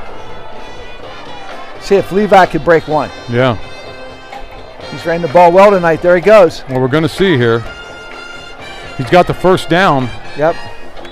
Hohenstein off the left side for the Squires. Up to the 42-yard line. Yeah. Run your offense. Execute. Enough for the Squires. Build on it. Down. A long season. That's right. A long season. Yep. You know, last year they went up to Trinity and got mercy rolled in their first game. Came back here and went to Lancaster Catholic and gave them a real nice game down there. Yep. And ended up losing by 7 or 10, I think. And then the Greencastle game in the nasty weather ended up 35-25 or something like that. Yeah. And there were some plays there we could have made too in that Greencastle game. Yeah. We remember that one. Staub still the quarterback, and I think the second quarterback is Parker, but they really thrown out, and it's incomplete. Pass is in for Logan Ford, incomplete. He rushed that just a little bit. I think that was the first. I was going to say that might have been the first one that he rushed tonight. Yep. Brings up 2nd and 10. Thank you everybody for listening, and everybody that commented here on our texts. Next week, Lancaster Catholic comes to town.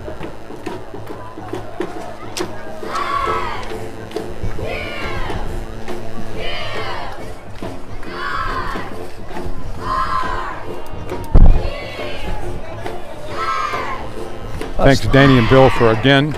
We'll try to get them scores up there one more time before we go off the air tonight. Staub back to throw. Under some pressure. Throws it. Oh, nice. Way to find a receiver. He found Logan Ford. Yes, and he picked up a blocker. He picked up a blocker, Tony. Goes into the 20 and gets dropped down about the 12-yard line. Great play by Staub, finding Ford. Great play by Zach, keeping the play alive and keeping his eyes downfield, finding an open receiver in the middle of the field. Picked up a block there, Tony. And nice little drive here. Well, it's a confidence drive. You know, they didn't get mercy ruled. They come out here and played a 4A team. They're being a single A team, which had 18 starters back. And for the most part, they held their own. A couple mistakes that really put them behind the 8 ball. A couple mistakes by us, and the athleticism of their quarterback was the difference. Oh, exactly. Yeah. Don't take anything away from that quarterback. Nope. Pass to Smith, but he's not going anywhere. Complete to Smith. And Copenhaver's in there now. He just can't get by that first guy. Yeah. Let's see who else is coming in here. 2 minutes exactly left here, 26-7.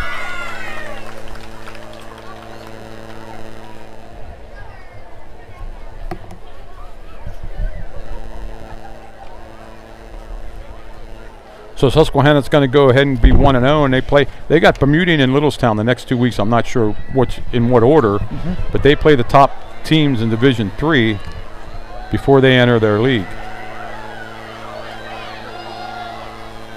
Yeah. Staub couldn't get his shoulders squared away to get that ball to Ford. That defender was coming pretty hard at him, Tony, from the offside. Yeah, and he just really couldn't get his shoulders squared.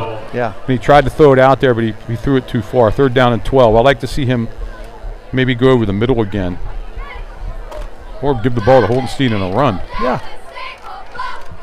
Oh, Holdenstein's coming out of the game now. I'm still looking for number 12 down there, George. Have you saw him yet?